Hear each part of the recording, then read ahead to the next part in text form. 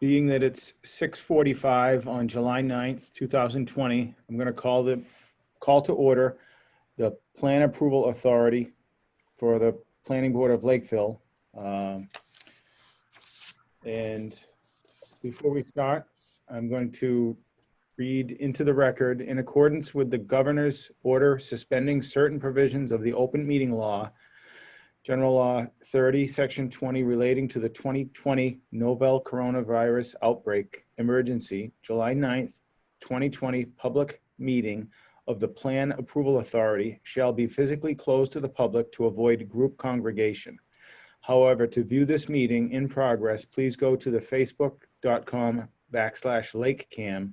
You do not need a Facebook account to view the meeting. This meeting will be recorded and available to view at a later date. So the item on our agenda for the Plan Approval Authority was a request for approval of a minor change, which the board voted on back in January. I have a letter from Attorney O'Shaughnessy in regards to that. I'll try and read through it as quickly as possible. His office represents Riverside Lakeville LLC, the applicant. As you are aware, the Planning Board of the Town of Lakeville acts as the Plan Approval Authority under the Town of Lakeville zoning bylaw, Section 7.7, with respect to the Smart Growth Overlay Districts. Please accept this letter as an application to the PAA for the approval of a plan as a minor change pursuant to the Town of Lakeville zoning bylaw, Section 7.7, paragraph 12.1, Smart Growth Overlay District. As you may recall, the PAA issued its plan approval in June 2018 that authorized the construction of 22 townhouse condominiums with units in 4 buildings, 8 units in 4 duplex style buildings, and 1 residential unit, and an office and garage on Lot D. The number of total units to be constructed on the Lot D was 31. October 10th, 2019, the PAA meeting voted to approve the change from townhouse style units to duplex units. The applicant is requesting to change the plan so that as to be able to construct 26 units in 13 duplex buildings and 5 units in single quadplex buildings. The total number of units will remain at 31. And in support of this request, I have enclosed a plan entitled Grading Plan Lot D, Riverside Drive and Commercial Drive, Lakeville, Mass, scale 1 to 30, prepared by Zenith Consulting Engineers. Does everybody have a copy of that plan? Yeah, I do, Mark. All right, and also just as a formality, I want to just do a roll call for all of the board members that are here. I have Michelle McEachran, she's present. I have Peter Conroy, present, and Barbara Mankowski is also present for this PAA meeting, and myself, Mark Knox. Additionally, the applicant, in its communications with the Development of Housing and Community Development, DHCD, relative to the plan change and approval of the location of the affordable units on Lot D, the applicant is also in discussion with the DHCD with respect to the renting of affordable units on Lot D. We are also asking the PAA to waive the requirements of Section 11 of the PAA rules and regulations relative to submission of plans and documents.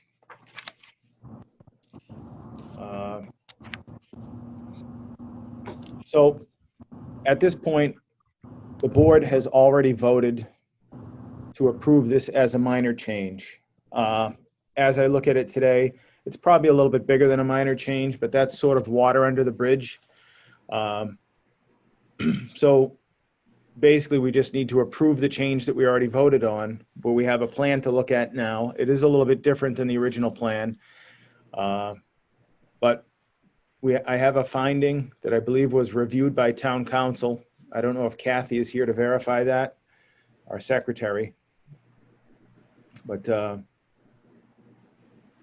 going to read into the record the minor change finding for the approval of minor change. And there will be some votes that the board needs to vote on.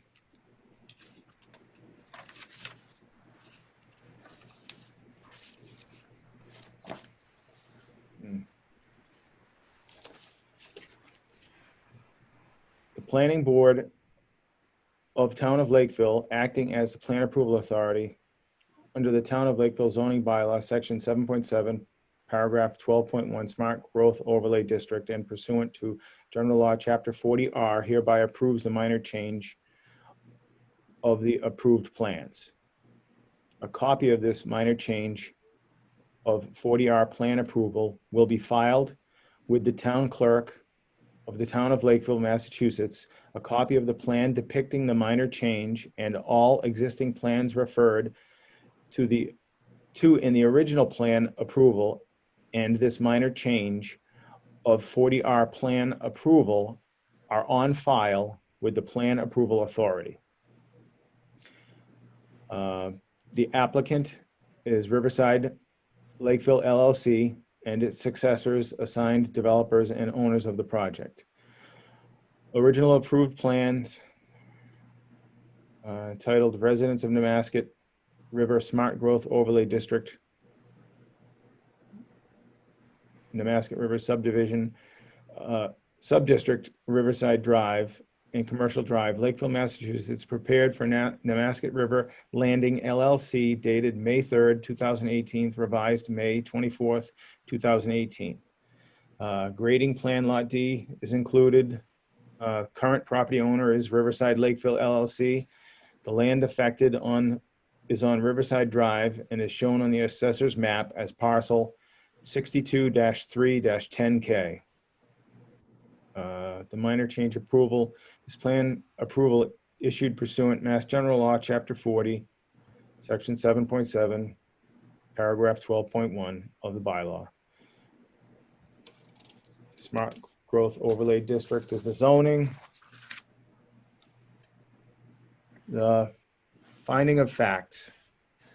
Applicant filed the application with the PAA May 4th, 2018, seeking plan approval of the construction of the units. B, the PAA issued its plan approval on June 7th, 2018. Said decision is recorded at Plymouth Registry of Deeds. Item C, the plan approval authorized the construction of 22 townhouses, condominium units in 4 buildings, 8 units in 4 duplex style buildings, 1 residential. D, the applicant is requesting a change to Lot D. This is becoming redundant. The applicant has represented to the PAA that it is in communications with the Department of Housing and Community Development relative to the plan change and approval of the location of the affordable units on Lot D.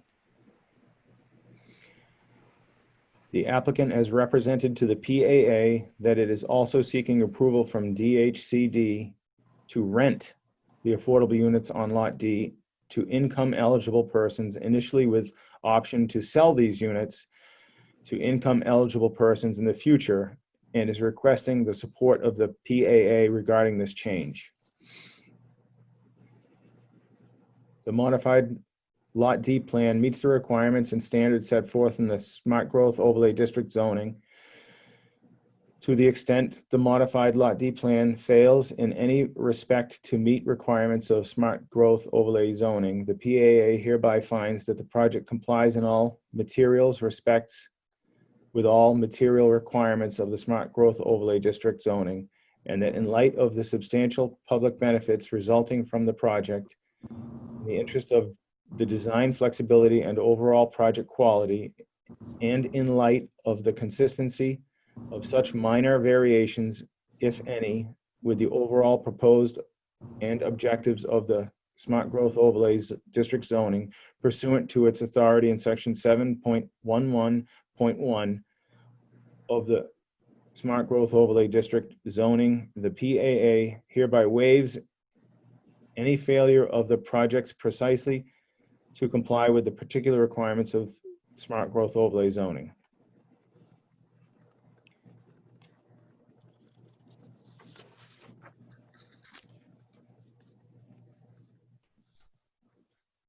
The modified Lot D plan comply with the relevant requirements of Smart Growth Overlay zoning. All right, so that's just about it. And we have to go to a vote now. For the record, all the members of the board, we vote to approve or deny the waiver of the provisions of section 11 of the PAA rules and regulations with respect to the proposed change. Mark, I have a question for you before we take a vote.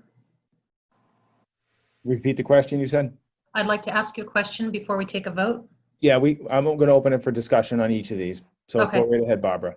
Well, I think, were we planning on hearing from the applicant's attorney this evening? I'm not sure if they're going to be here at all. I think he just figured he prepared this information and it was sufficient.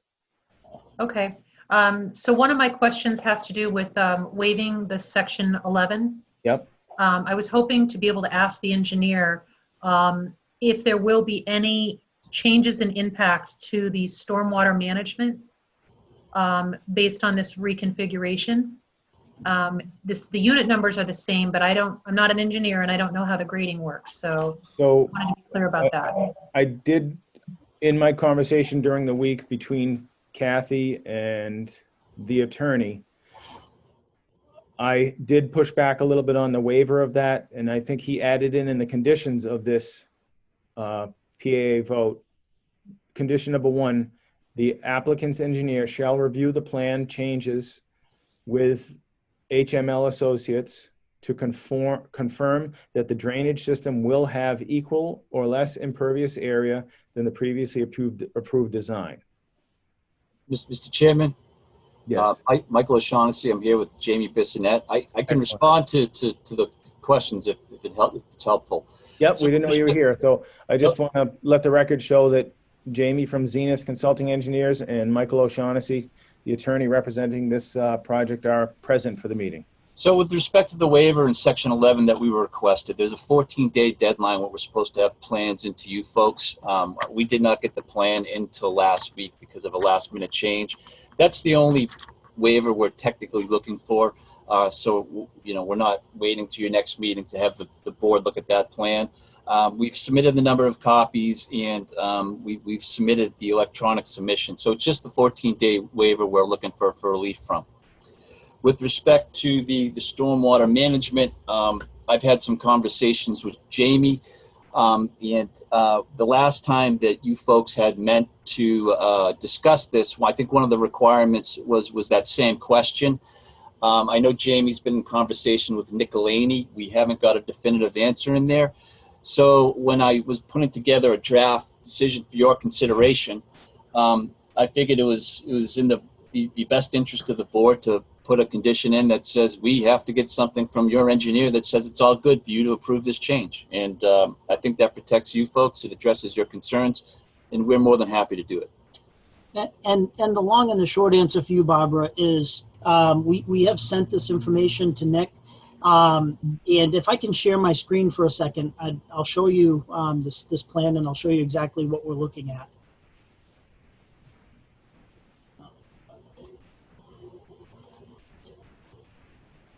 All right. Can everybody see that? Yep. Yes. All right. So the concern, there's two basins that receive flow and that were designed to receive flow. There's the basin that's behind Lot E, and then there's the basin that is up in the corner on the other side down near the cul-de-sac at the end of Riverside Drive. And so the amounts of flow to each one have been specifically designed for in the original design. And so we're trying to match those design flows or be those areas or less than those impervious areas going to them. So what we did in this case was we found that there was going to be a small increase in area going back, and so we incorporated a infiltration system right in here to handle that differential. It's taking in the roofs of this and recharging them, and so that's all been part of a drainage package that's been submitted to HML. Now, I did speak with Nick Laney at HML today. He's unfortunately been in the field for the past few weeks working, so he doesn't have an answer for us yet, but he's hoping that he'll have an answer for us soon. Okay, Mike, my other question is, you do not have DHCD approval yet, correct, for the change? Well, no, we do. We just received an email tonight. I don't know how to forward it to you folks. I don't know if Jamie can put it up on the screen and you can read it for yourselves. I can share this. Okay. So this email came, it's pretty much right off the press tonight. It came into our office at 5:30. It basically says that DHCD is comfortable with allowing us to rent this. Their concern was that the window that these 6 units, and we're talking about the 6 affordables for this lot D only, not the whole project, that they're comfortable with it. They wanted a longer duration of that they'd have to be rented for 5 years or so, and that in the event they are going to be sold in the future, we would have to do the lottery process, which is fine, and we would give notice to the people who are there so they can either try to get on the lottery, they can make other provisions to move out and all that good stuff. So yeah, DHCD is they're comfortable with allowing us to do this, subject to your approval of the same. And Mike, are the rental units going to be mixed in with the owner-occupied units, or are they separated? Are they in a different building or area? No, they're spread out throughout these 31 units. Jamie's gonna try to pull up a plan that shows where they are. Yep. So the rest of the units will be sold, but well, no, I think Mr. Palucci's plan is to it's kind of similar with he's going to maintain own. Sorry, I'm sorry about that. Stupid phone.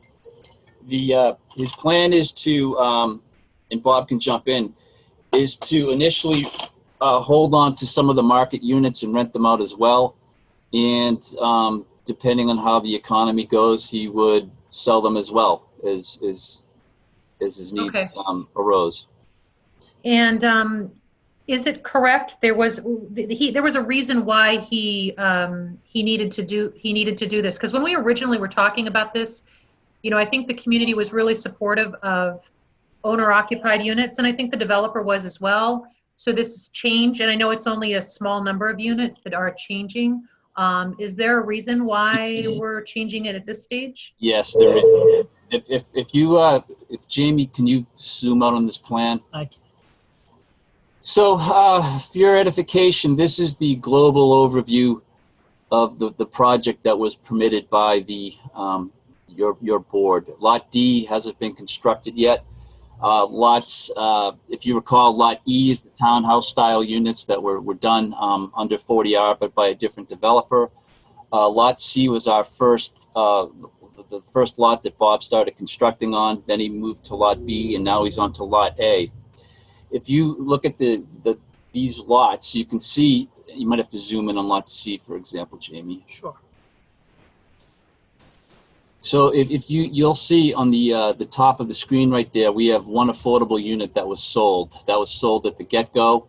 If you come around the corner to Beverly's Way, there's 2 more affordable units that were sold there. However, when you start to go to Lot B, you'll see 1 affordable unit was sold, but now we have, there's 2 in Lot B that have been sitting since, was that August 2019? July and August. In July of 2019.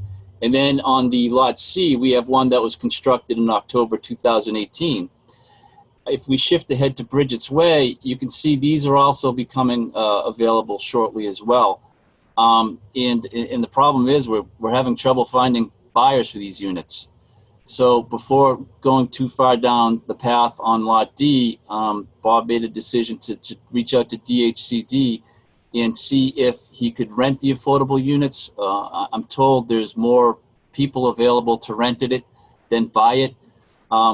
With respect to the market units, they've really been stung by this COVID situation. There's been 2 or 3 people that had to back out because they don't have a job anymore. So what we're hoping, if this thing picks up, that the economy picks up, they'll get back to work and they'll be able to, take these homes and because that's the purpose of them, to sell them. So that's the background behind it. It wasn't, our overall plan to do it. It's the economy's kind of driving it for us. So in limiting it to this section here, Bob's thinking was, well, if he holds some of these units for himself and rents it, it makes sense to keep everything rental, to the maximum extent practicable. He's not asking DHCD to rent the affordable units in the other locations because he's committed to trying to find a buyer for them. It's just that, as you can see, these units, some of the units have been sitting for 1.5 years. And the interest for units sitting there is starting to add up. So that's kind of why we're changing course at this point in time. And just as a point of clarification, more for the public than anybody else, when he wants to go find a borrower or a buyer for one of these units, the fact of the matter is he has to go through a lottery. Is that how these work? Yes. So that's why it takes so long? Yes, that's exactly why it takes so long. Once you start the lottery process, it's probably 5 to 6 months by the time you get people on board, you have your lottery, and then they have to be vetted by Middleborough Housing Authority because they're the agent here, and there's certain qualifications that they have to meet. Yep. And again, at one point in time, I think we had buyers for most of them, but this COVID thing kind of threw us for a loop. Okay. Thank you. Are you satisfied with that, Barbara? Yep. Peter, do you have any questions? I have one question, and maybe I missed it the last time, but Bob had a garage on there. Has that, maybe Bob could just speak, was that removed completely from the plan? I know he had a garage and maybe an office set up at the end of the top of Lot D, but maybe he doesn't need it anymore? Or is it going to be just one of the other units? Jamie, do you want to speak to that? Well, Bob might be better at speaking to that on his intention underneath. Bob, do you want to address that? Oh, you're on mute, Bob.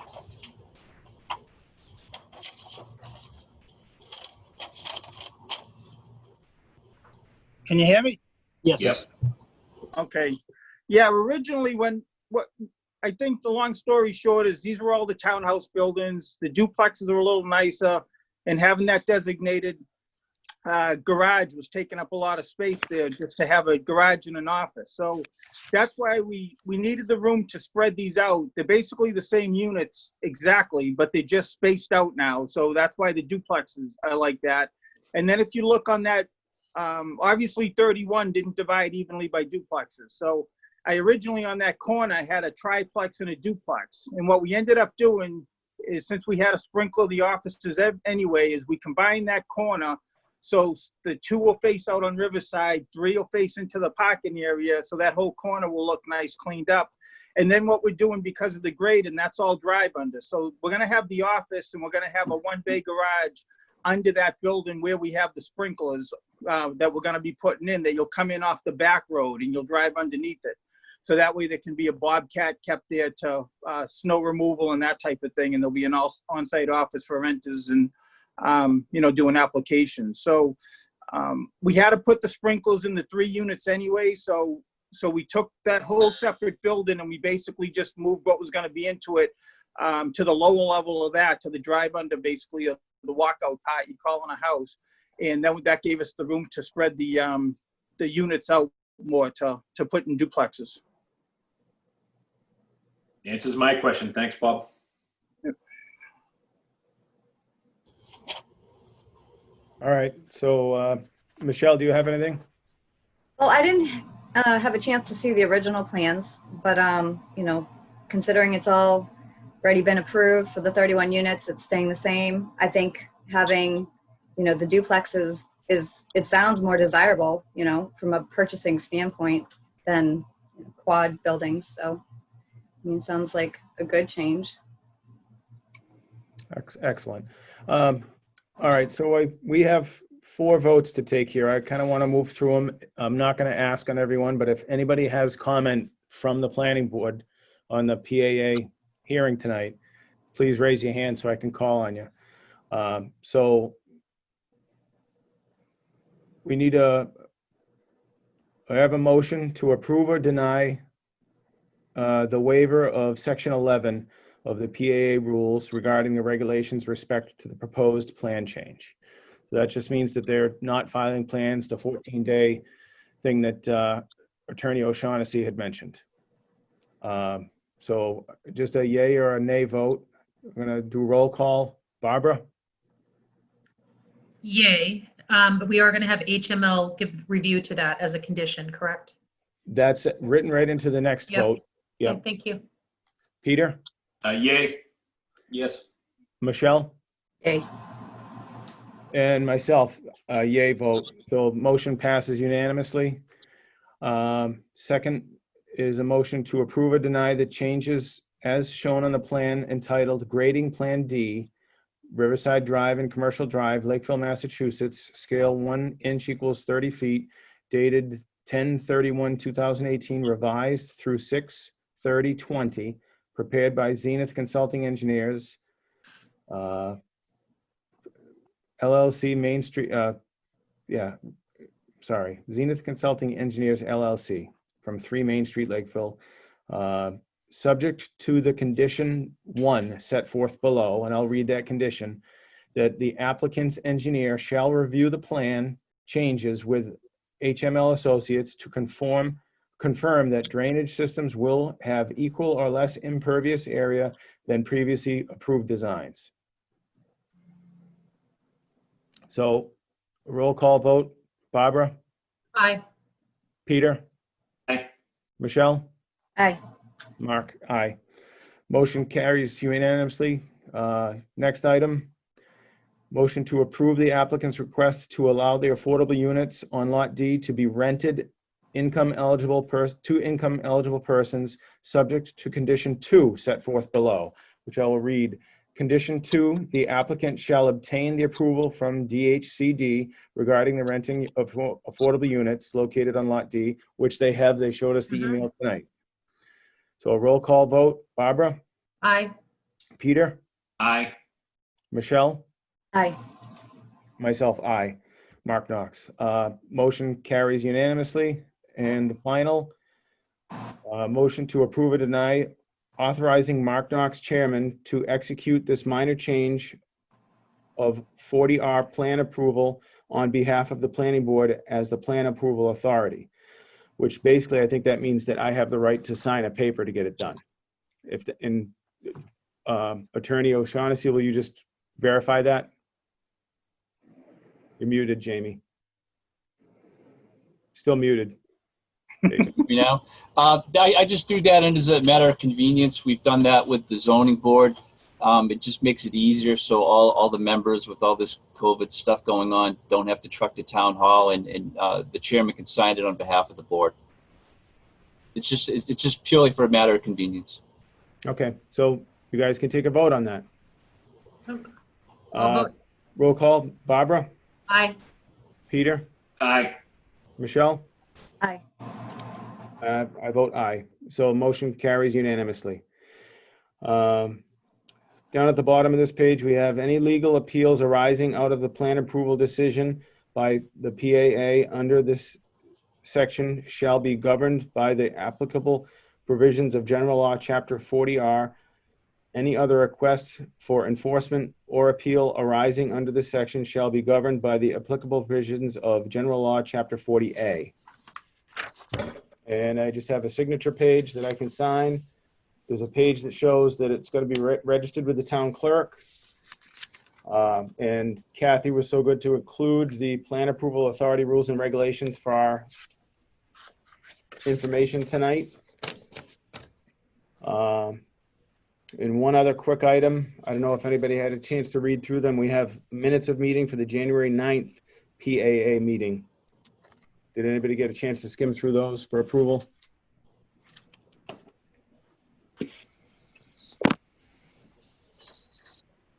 Mark, I read those, but I don't, I guess we can make a motion to approve them. Yeah, I'll second that, Mark. All right, all in favor? Barbara? Aye. Peter? Aye. Michelle? Aye. Vote aye. Minutes are approved unanimously. And our favorite, I'm gonna forego any other new old business. Our next meeting announcement for the PAA is October 8th, 2020. And I'll entertain a motion to adjourn the PAA meeting of the Planning Board of Lakeville. So moved. Second? And a roll call vote. And Aye. that was me seconding the motion. Barbara, aye. Aye. Peter? Aye. Michelle? Aye. Myself, aye. Meeting of the PAA has been adjourned, and now we can get started with our regularly scheduled planning board meeting, because we're a little bit late on. So, being that it's after 7 o'clock, I call the Lakeville Planning Board meeting to order.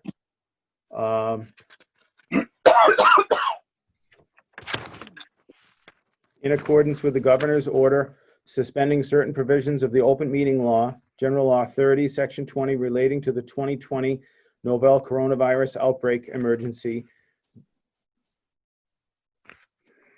That date is wrong. The July 9th public meeting of the planning board shall be physically closed to the public to avoid group congregation. However, to view this meeting in progress, please go to the facebook.com/LakeCAM. You do not need Facebook to view the meeting. This meeting will be recorded and available to be viewed at later dates at LakeCAMTV.tv/. So I believe something I should be doing, we have a large audience tonight. I want to go through and just show attendance for the record. We have all 4 board members. We have Michelle McEachran, myself, Mark Knox, Peter Conroy. Just raise your hand as I go by. Barbara Mankowski, board member. We have Jamie Bissonette and Mike OShaughnessy representing the applicant tonight. I have Bob Palucci, the applicant. We have our secretary, our clerk, is Kathy Murray. All right, and so now I'm getting into uncharted waters. I see somebody named Piper. Can you give it a little wave there, Piper? Richard Rakowski from Cross Street. Nora Smith. It's actually Tracy Smith, but yeah. Okay, and are you in a butter of Cross Street? Or, Yep, I'm on Shamrock Lane. okay. I have a Sharon Anderson, Kevin Furdette, Dave Morrissey, Dave Madigan is present. And I guess that's it. There's one woman that's also I forget her name, that's along with Dave Madigan's hearing. But I think that's everybody. It's actually Mallory Reese, not Piper, but it's just someone else's tablet I'm using. So Okay, excellent. I live at 35 Cross Street. And you said Mallory Reese? Correct. Very good, thank you. So I have a notice for public hearing. Lakeville Planning Board will conduct a public hearing pursuant to Mass General Laws, Chapter 41, Section 81T on Thursday, July 9th, 2020 at 7:00 p.m. upon the application for the approval of a definitive plan submitted by 39 Cross Street Realty Trust for a 3-lot subdivision located at 39 Cross Street and part of 5 Harding Street, Bella Way, Assessors Map 22, Block 002, Lots 008 and 009, Book 50199, page 334-336, and Book 51376, page 236. Plans are available for electronic reviewing by contacting the planning department via the town website or at 508-946-3473. The agenda found on the Town of Lakeville website, Planning Department page, will also include documents related to it pursuant to the Governor Baker emergency Wherever suspending you go, I'm just on a Zoom meeting for the town because now they can't have real meetings. order suspending certain provisions of the open meeting law, Mass General Law 30A, Section 20, issued on March 12th, 2020. Provided the state of emergency is in effect, this will be a virtual meeting. And the Lakeville Planning Board members. So I'm going to open the floor up to Jamie Bissonette from Zenith Consulting Engineers. There is no public comment until we open the hearing and the engineer has discussion. Okay, you can hear me though, right? Yeah, you may need to space bar to unmute when it's time, and all abutters here will have a chance to speak, but the process is going to be that the engineer will present the plan, and then the planning board members will discuss it, and then I'll open the floor for public comment. All right? So go ahead, Jamie, you have the floor. Good evening, Jamie Bissonette from Zenith Consulting Engineers, along with attorney Mike O'Shaughnessy. Here presenting the Form C subdivision for Bella Way off of Cross Street. Bella Way is a Form A lot with two lots being subdivided in the rear. I'd like to share a plan to kind of, talk about this a little bit easier, if I may, Mr. Chairman. Absolutely. All right. So what I did was I prepared a plan showing our design with an aerial overlay and also an area showing the conservation restriction property, the property that's going to be restricted under a conservation restriction for any endangered species that that Natural Heritage has designated in that area. So as you can see, we have Cross Street here. We're proposing a private right-of-way, 40 feet wide, to come back roughly 700 plus or minus feet to service two houses in the rear and one house in the front, which also has frontage on Cross Street. The houses are residential houses. Right now, we're showing them in conceptual manner just because we don't have a specific house for each lot. But typically when we're doing a drainage design, we try to show something that's practical that would be built so we can model the stormwater appropriately. I do know that there's been some concerns. I'd like to address those in the beginning and try to hopefully ease some people's minds. Sorry. I know one of the main concerns, I think, was the amount of visibility to the commercial property and Route 44. So if you have anything that would help with that. Yeah. Are you able to see this adjusted view now? Yes. Okay. What I did was we also did the permitting for 5 Harding Street, which is the piece out on Route 44, the commercial portion. And what we want to make very clear is, while this piece is completely zoned business, except for a small portion in the rear here where there's a residential line, we're trying to be cognizant that we have a lot of residential neighbors along Cross Street.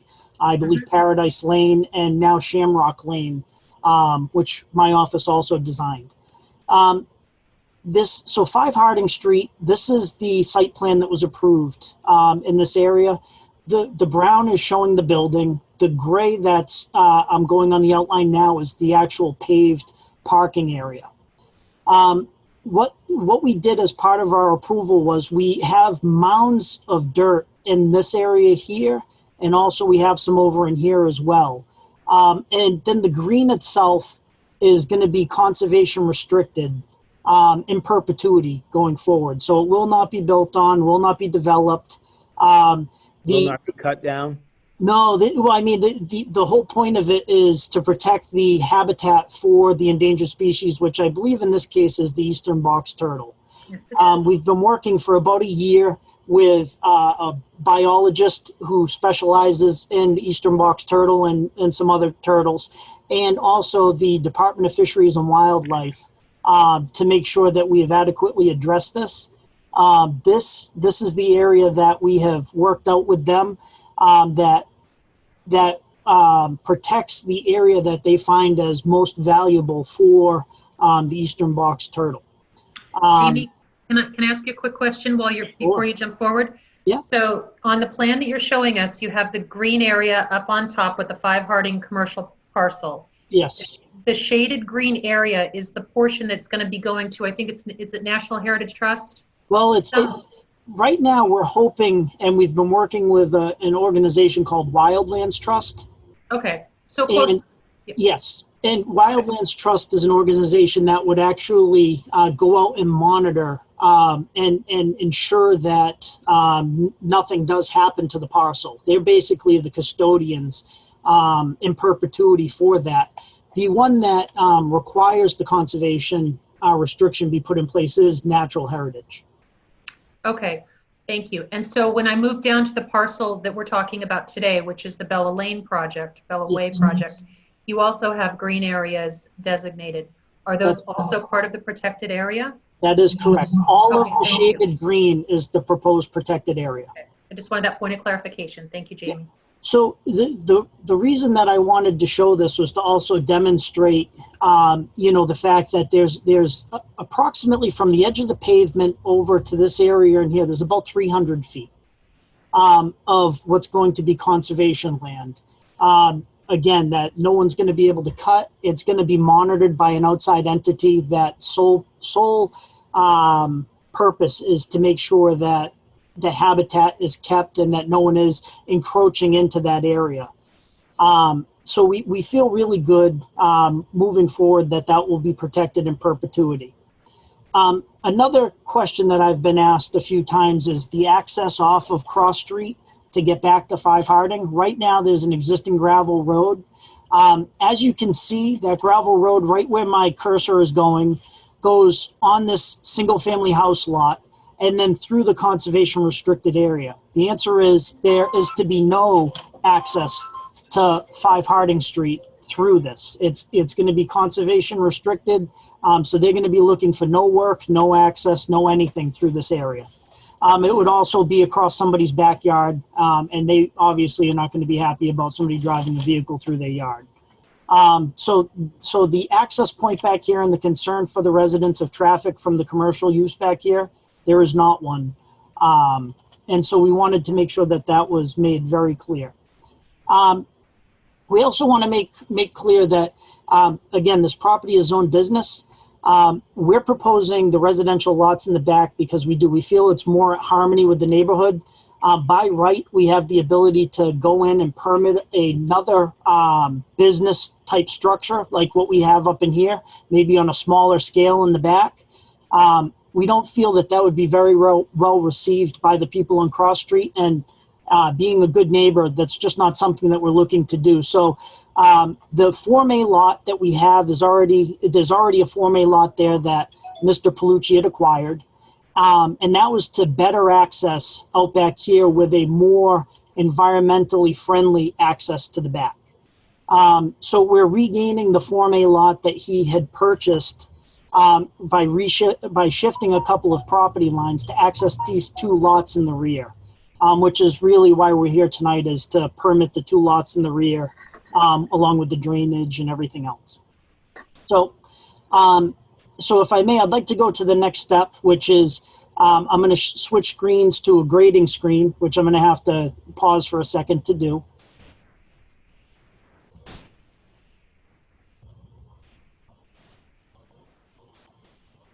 All right, can we see that?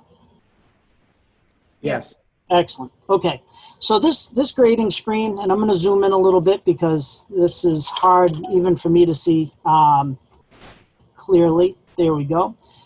What we're looking to do here is we're proposing a waivered roadway, which means that we're looking to construct a road to the simplest of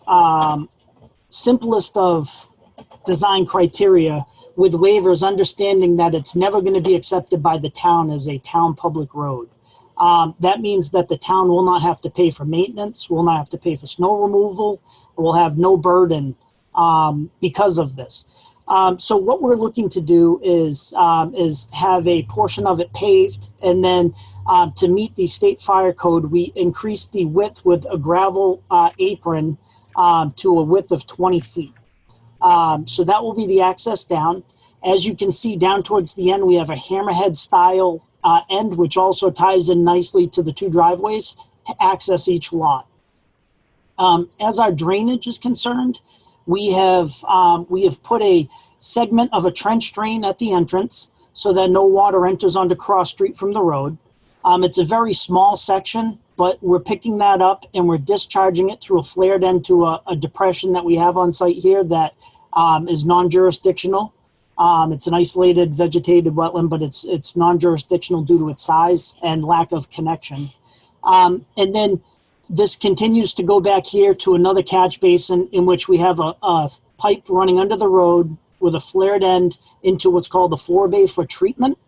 And then that goes into a small detention basin that helps detain the water and release it at the same or similar rate so that we have no increase in runoff and rate in the storm events from what's in pre-development. This also gives us fantastic treatment, even though stormwater management is not applicable here because we're only 2 lots. We do get, with the forebay and the basin, we do get, and the deep sump catch basin, we do get good treatment out of those. We're in front of the conservation, in which Nick Laney is presently reviewing the design here. He has issued some comments, which I believe have been issued to the planning board as well as the conservation. Yeah, we have.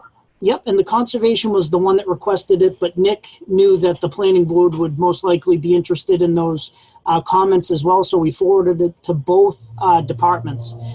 This plan depicts the changes in reference to Nick's comments, and I'd be happy to go over those. They're very brief. One of the comments was he felt that some of the area from this house was going to be pitched down towards the road here, and that we weren't accounting for that area. And we picked up and checked and made sure that we were catching all of that water and that it was graded appropriately to get into that, into our storm system or be handled appropriately. Another comment that he had was the outlet structure out of our detention basin. We had a 4-inch pipe proposed because that's what the calculations showed that we needed. Nick had a concern that a 4-inch pipe might clog with debris. If not maintained over time, maybe sediment.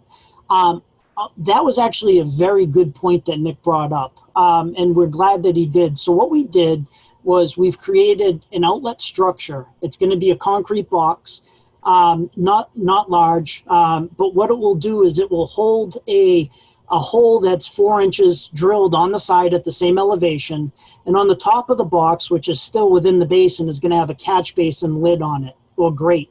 So that if that 4-inch hole ever does plug up, the water can rise and spill over into the top of that outlet structure and go down the pipe.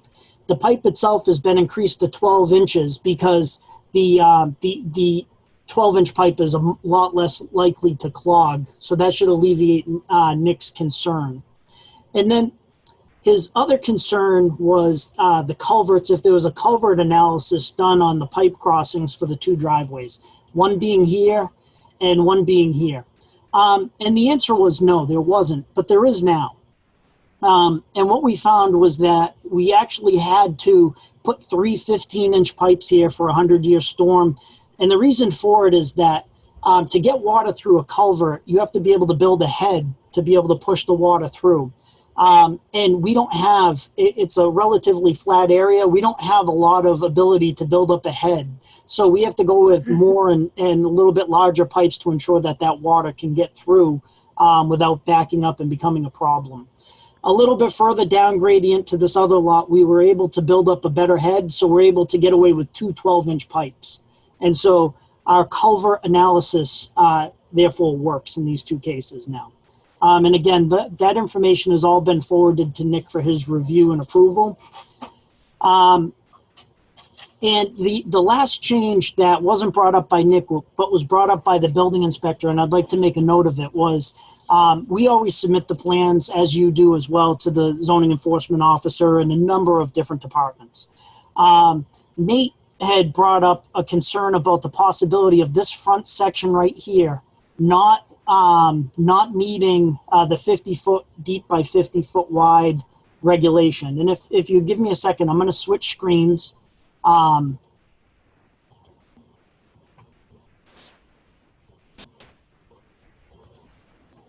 So that I can address this.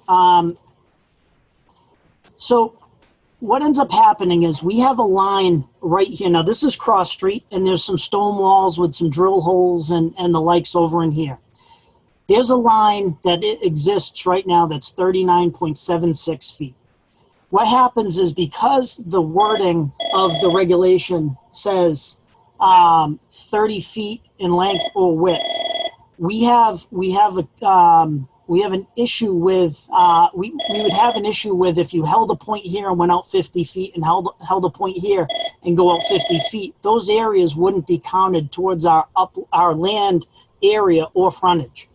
To us, having this area or frontage wiped away was a concern of ours, and so was the area. So we did two things. We're gonna take and hold this point here and run back 50 feet to this back point, and it's gonna create a little triangular piece of 230 feet. This is going to be considered what we call parcel B. Parcel B is going to have to be deeded to 5 Harding Street. It comes to a point at Cross Street, so there's no actual frontage. It just comes to a corner at that point. Also, to make up for the loss of the 230 square feet, we took this point right here and held it and changed the angle over to here. So I believe on the previous plan, we had somewhere around 74 feet in this dimension over. Now we have 54, so that we end up with over 70,000 square feet as required. So those are the changes that have been done since the original submittal. And I think that I've given you as much of an update on this as we can. I do want to remind the board that we did talk about the subdivision back when we were doing the site plan review for 5 Harding. And I know that there were several abutters that were there, and I believe, and I don't want to speak for anybody, but I believe the consensus was that they would prefer residential in the back over business. We still have a couple of steps that we have to do if we're going to get residential in the back and not business. Business is by right.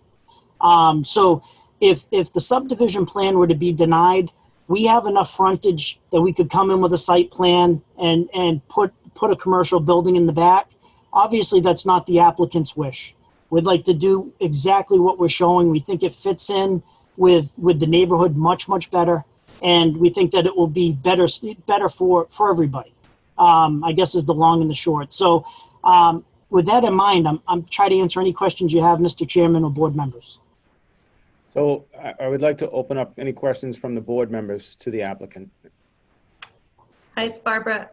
Jamie, I was wondering if you could revisit again this, I think it's called the trench drain. It's right at the entrance of Bella Way. Absolutely. Okay, so that area, as you know, when we talked about Shamrock, that water problem down there is significant. And I do think that the culvert there has probably improved it. It's not as severe, but certainly any more development, that street just can't handle the water over there. It's painful. But tell me again what's happening with that trench drain, just because I don't understand it very well. Sure. No, that's not a problem. And I'm going to pull this back up so that we can see it a little bit clearer. Let me zoom in and pop this back up on the screen. Here we go. All right. So the purpose of the trench drain is right now as on our proposed roadway, this would be our proposed high point in the roadway itself. And I want everybody to keep in mind that we think roadway, but on a wavered roadway like this, the pavement's actually more sized like a driveway, which is much more friendly when it comes to impervious surface, also for drainage and impacts. And that's why we like, and I think the town of Lakeville likes for us to go with these, is less pavement, less runoff, and there's no maintenance for the town to have. Now, that being said, Barbara, the trench drain is right here at our low point. And what it's going to be picking up is it's going to be picking up the water from this area right in here down. And then the water that's coming down on the angle over in here from our developed area. It's a very small area that's being picked up here. But But regardless, we have to pick that up because we don't want to increase the runoff off of our site. So the trench drain essentially is something that you'll see at the entrance of a lot of commercial sites that are on state highway layouts, because state highways don't allow you to increase or even put any water into their roadway unless you can prove a hardship. We're using it here because to get the drainage to work appropriately in a situation like this, and with the small area, a catch basin didn't really make a lot of sense. The trench drain made a lot more sense in this kind of an application. And so what we're doing again is we're catching it, we're picking it up, and we're running it via a pipe down here to a manhole, and then out a flared end section to this low existing area. And as you'll be able to see here, after it comes out of the low area, it's going to flow down towards 5 Harding Street. The contours show it coming down through this property, so it won't end up on Cross Street. Did that answer the question? It did. Okay. I've never seen, I can't recollect what it looks like visually. I can show you one. Yeah, if you could show us a picture, that would be very interesting. If I think about, can I show you a detail of one? Show us. Okay, because that would probably be easier for me to pull up. Oh, I'm sorry, Jose. That's better. He's texting me to put my camera down. He tells all of us that. All right, I'm not the only one. Barbara. Yeah. In front of the Baldy's restaurant, Yeah. it's a concrete structure that's buried in their pavement across the entrance, and it's got grates on it. Yep. That's a trench drain. Okay. Yeah, Gotcha. it's just like a thin, An elongated catch basin. Yep. Okay. Yep, there's one at the entrance of Eastern Bank as well when you drive up and in. They're all over the place. We drive over them all the time and don't even know. Okay. There's one at the walk-in clinic on Main Street. We've had to use them a lot, but I can still, let me show you the detail. I'm going to have to pull it up in AutoCAD for you because I didn't. Well, Jamie, the reason I asked the question is, in my background with REO, I used to always think about, little kids walking around houses, and I have 2 little boys, so I know exactly how much trouble they can get into. Yep. And sometimes when I hear trench, yes, or we see catch basins, that kind of stuff makes me think, oh, my kids would love to go fishing in there. How deep is it? And all that kind of stuff. Right? Understood. Yeah. So I'm gonna share the screen with you on the detail for our standard here. So as you can see, the trench itself, the grate is 12 inches wide, and the actual grate openings are somewhere around 10 inches wide. And like Mark said, it's kind of like a thin, long catch basin. And the length of it is as desired. I think in this case, we're proposing 4 feet long, roughly.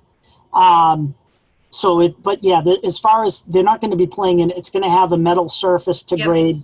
It's cast into the ground, into the asphalt, with concrete as shown. And, it's merely to pick up the water that's traveling over it, just like the catch basin. And you're not worried, so the grading is such that when the water comes in from that location, it can make it over that high point on the road and then back into this area. I mean, you know the grading better than I do. Yeah, no, it's not going to make it over the high point. We're not taking the water, it's going to start at the high point and go down. The rest of it's going to head the other way. So what we're doing is we're actually, we're not at the high point. The water from the high point that would head towards 5 Harding is going to head towards 5 Harding and into that area or into our drainage system. The water from that high point, there's just that small section that will head down towards that trench drain. And here, let me bring this back up for you so I can show you again. So this being the high point right here, all of the water that falls right on this side of it is going to go in this direction. Okay. When we're at this point, if the drop of water hits here, that's going to go down in this direction and get into the trench drain. So and the trench drain can handle the volume? Oh, yeah. Yeah, I mean, this is a tiny area, very tiny. Okay. If you think about the asphalt, I mean, you're looking at maybe 14 feet wide by maybe 30 feet, 40 feet long. It's a very small section of asphalt. Okay. So, Peter, do you have anything?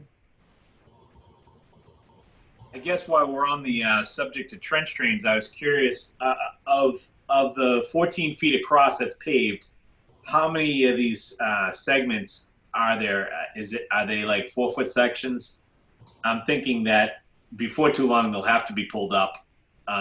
These are private homeowners, so the DPW is not going to do it for them. They'll have to get cleaned. I think cleaned sooner than a catch basin. And because as soon as it fills or gets clogged, you have water going the wrong way. Sure. No, I understand. And Peter, if I can address that. So what ends up happening when you have a stormwater system on a private way like this, and like we've done in the past, is there's one of two mechanisms that have to be put in place.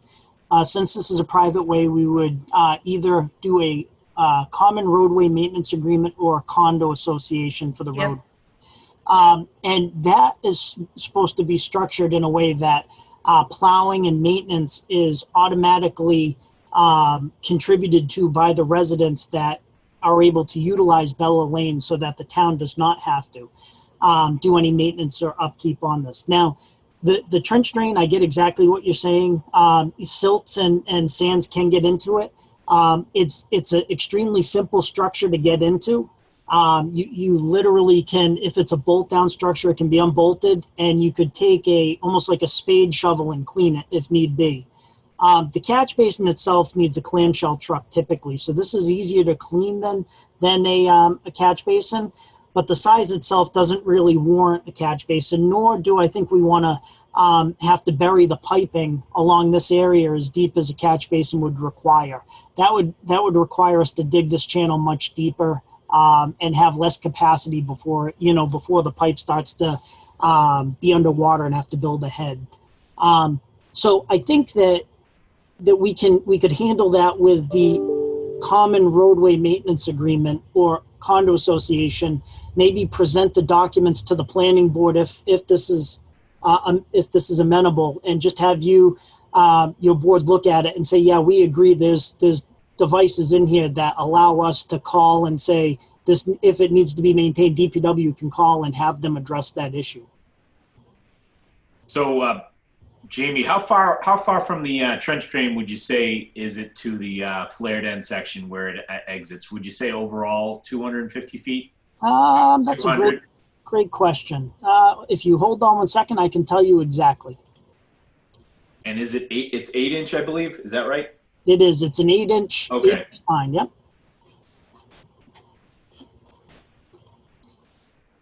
Here we go. All right. So there are two segments, as we've discussed. There's the first segment is just under 200 feet, so call it 200 feet, and the second segment is about 20 feet, so about 220 feet, Peter. The second section is, sorry. That's from the manhole out to daylight? Yes, from the manhole out to the third end. Yep. The dog leg out to the, yep. Yes, sir. Okay. So I did speak to some of the other, or at least one of the other abutters, and they had some concerns about noise, Jamie. Sure. So if we were to approve this, we would definitely condition the construction for, after 7 a.m. and end by 5 p.m. on Monday through Friday. Yeah. Probably 8 o'clock to 4 o'clock on Saturdays, no holidays or Sundays for construction. I have one concern. I'd like to address it with you now. It's probably something that we may need to talk to council about. Okay. You guys are, I feel like, doing the right thing with making this business zone portion of that property residentially developed. I know you need to get a special permit through the ZBA. Yes. Is there a guarantee that will, if that happens now, it will always remain residential?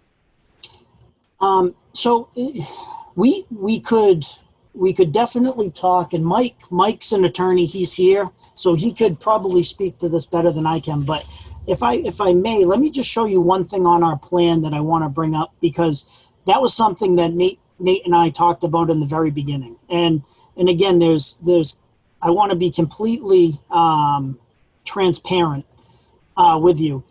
on our statements, which I have to update for the parcel B, so please excuse me on that. Our first statement, number one, is the purpose of this plan is to subdivide part of 39 Cross and 5 Harding Street into 3 buildable lots for residential use and parcel A, which is the road. And the reason being is Nate had asked the exact same question, and he's right. What happens if we don't get our special permit to build houses here? This road is not adequate for business use, or at least we're not presenting that to the planning board now. So the planning board is not looking at it as if it was a commercial access road, and nor are we asking you to. So in good faith, we're putting this on here to state our intentions very clearly, that this road is for residential use, not for business commercial use. Something beyond that Mike can probably speak to, but we understand, Bob being the owner, Mike being counsel, and myself being the design engineer. If zoning board of appeals through the special permit denies the 2 buildable or the 3 houses that we're looking to construct for any reason, then we are going to have to abandon this roadway or come back and come in with a different Form C for a commercial road, or just build a commercial building. I get it. Yep. No, I'm just looking for a little belt and suspenders. Sure. Because it's one of those, the by right portion of that statement that, Yes. let's just say your intents are of the best, but lot 2 gets sold and some guy goes in there and repairs motorcycles on the side and says, hey, my lot's zoned business, so screw you, by right. And, I want to make sure that can't happen for the residents across the street. No, that's fair. I mean, again, I don't want to speak for Bob, but you could always restrict this property in perpetuity as a residential use. I don't know if I don't think it's fair to a homeowner, though, to buy a house and if it's just, if they would have the ability in any other part of the town to have a home office or something like that.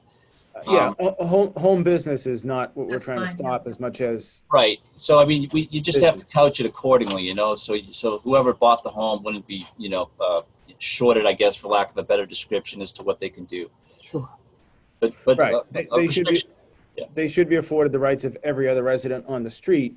I just don't want them to have an unfair, call it an advantage from a business perspective, that they can get away with a lot more and it become uncomfortable for the residents. Sure, yeah. We really want to protect them from that aspect, is my point. Yeah. My only other thing was, go ahead. Is that something that you would like for us to try to come up with some language along with the roadway maintenance agreement to present to the planning board to make sure everybody's comfortable? Yeah, even if it's just, like Mike said, just something in perpetuity that says that the usage will be compliant with residential zoning usage. Okay. Not residential only, but residential zoning usage. So it doesn't cut you out of if somebody had an accounting business and they wanted to have an office. Yeah, I think that's the intention that we have here. So I think that's completely fair. Okay. Mike, since we're talking about things that might be conditioned, would the developer be amicable to having, we talked about having a covenants or an HOA for road maintenance, and also maintenance of the storm drains. So we would want, I mean, I haven't, this is just for conversation. I would love to see that be included. Yep. I wrote down deed restriction, and now I'm not remembering why I said deed restriction. Must have been that commercial idea with the residential versus commercial. We're also very, and we haven't seen, I don't believe we've seen anything from Concon yet on this case. I have comment from Concom Okay. that I could read in. Conservation Commission held a meeting June 30th on the subject property. The applicant submitted a notice of intent for a 3-lot subdivision adjacent to the extensive wetland area. The meeting was continued until the 7/14/20 meeting, which is next Tuesday. The applicant will be submitting revised plans for the commission review before the next meeting. The commission is also waiting for comments from the Wildlands Trust and on development alternatives and engineering review by Nick Laney. from Mhm. Bob Bouchard, agent of the Conservation Commission. So there is comment that they haven't got everything resolved there. Can you speak to any of that, Jamie? Sure, I can. So at the first meeting, and we've had two, but the second meeting was more of just a discussion about, if the Wildlands Trust did not take the conservation restriction, it appears that is heading in a very favorable direction. But essentially at the first meeting, we did our presentation like we did tonight. And the Conservation Commission had mentioned about having peer review by HML and Associates, which we always welcome. We want to make sure that, it's good to have a second set of eyes look at things and make sure that there are no mistakes, there are no issues. So Nick, like I said, he came back with his comments and we have addressed them and we've sent them back. I did speak with Nick today. Nick has not had a chance to address the revised plans yet, but he will. And he will get that to us at some point. I'm not sure if they'll be ready for the next conservation meeting next week either. I hope that they are, but we're kind of at his mercy. So the long and the short of it is that I believe we're taking care of all the issues conservation has asked of us. And we're also, as far as dealing with Wildlands Trust, they requested some additional information from us, which is a copy of the draft CR that we had our biologist draft, and a copy of the order of conditions for 5 Harding Street, which we supplied. And so they have those, and we're told that they're going to be doing a vote on whether or not they're going to accept the project or not. Okay. Do any other board members have any questions or concerns? I'm going to have to speak up. I'm going to have another question for you. So, Jamie, one of the things I wanted to ask you about, and forgive me that I'm not as good with plans as perhaps other members are. On the plans that I'm looking at, I show the driveway with the cul-de-sac coming in. Yep. And it looks like it's over. Is this a septic system? Because when I first looked at it, I thought it was a drainage basin. Sure. Nope. So there's 2 of them. I think, and I'm going to share the screen again. I think that you're looking at this area in here, or are you looking at this area? Right there. Yep. Right here? All right. No, down here on the left-hand side. Gotcha. Yeah. So I've actually spoken with the property owner here, and I believe he's with us tonight. His septic system was designed because of suitable soils. I believe, from my understanding, was that they had some difficult soils in this area, and the closer towards the top of the page that they got, the better the soils were. He has a well over on this side and wetlands out in the rear. Mhm. And so with the septic being over on this side, we're aware of where it is, but it's not within our roadway. Our roadway is actually up here. So what we did was we've created a 5-foot strip along the side that's going to go with lot 3 so that it's not even part of the roadway itself. This is part of lot 3 for a 5-foot strip. And then the right-of-way starts, but the right-of-way is not the edge of the road. The road is actually up here. So Okay. we have well over 10 feet to the edge of his septic system. Okay. If you go to the left where the cul-de-sac begins to bulb out, Absolutely. these you have 2 different areas, 2 different regions. One has the graded area. Mhm. Is that a catch basin? This area here? Yeah. No, this is a drainage basin. This That's what I right thought. here, yeah, this right here is our catch basin, CB1, and the pipe goes underneath to a flared end into this. It's called a 4-bay, and the Okay. 4-bay's purpose is the water comes into it, and is allowed to help any types of coarse solids drop out of it, and then it will spill over this berm and into the actual basin itself, and then be able to flow out. This is the metering device that slows the rate of water down. Okay, but the cul-de-sac is the circular area that you're showing, right? So that a fire truck could make a turn. That's just a right-of-way line. Exactly, and that's commonly misunderstood. Okay. The dark lines are the property lines or the right-of-way lines. Okay. In this case, it's both. This roadway is what we're looking to have constructed. It's called a hammerhead. And so what can happen is a fire truck can pull down, back up, and pull out, or pull down, back up, and get out. Okay. Instead of constructing the full circle. And the reason for it in this case is actually, 1, it's not needed, but 2 is also minimizing disturbance of habitat to keep in line with fisheries and wildlife. Okay. So this catch basin on the right-hand side, and thank you for explaining all that, Jamie. Nope. The grade there, it looks like from a high point, it says 41. So what? And nope, I can gladly go through that as well. So our high point over in here is a 45 and change.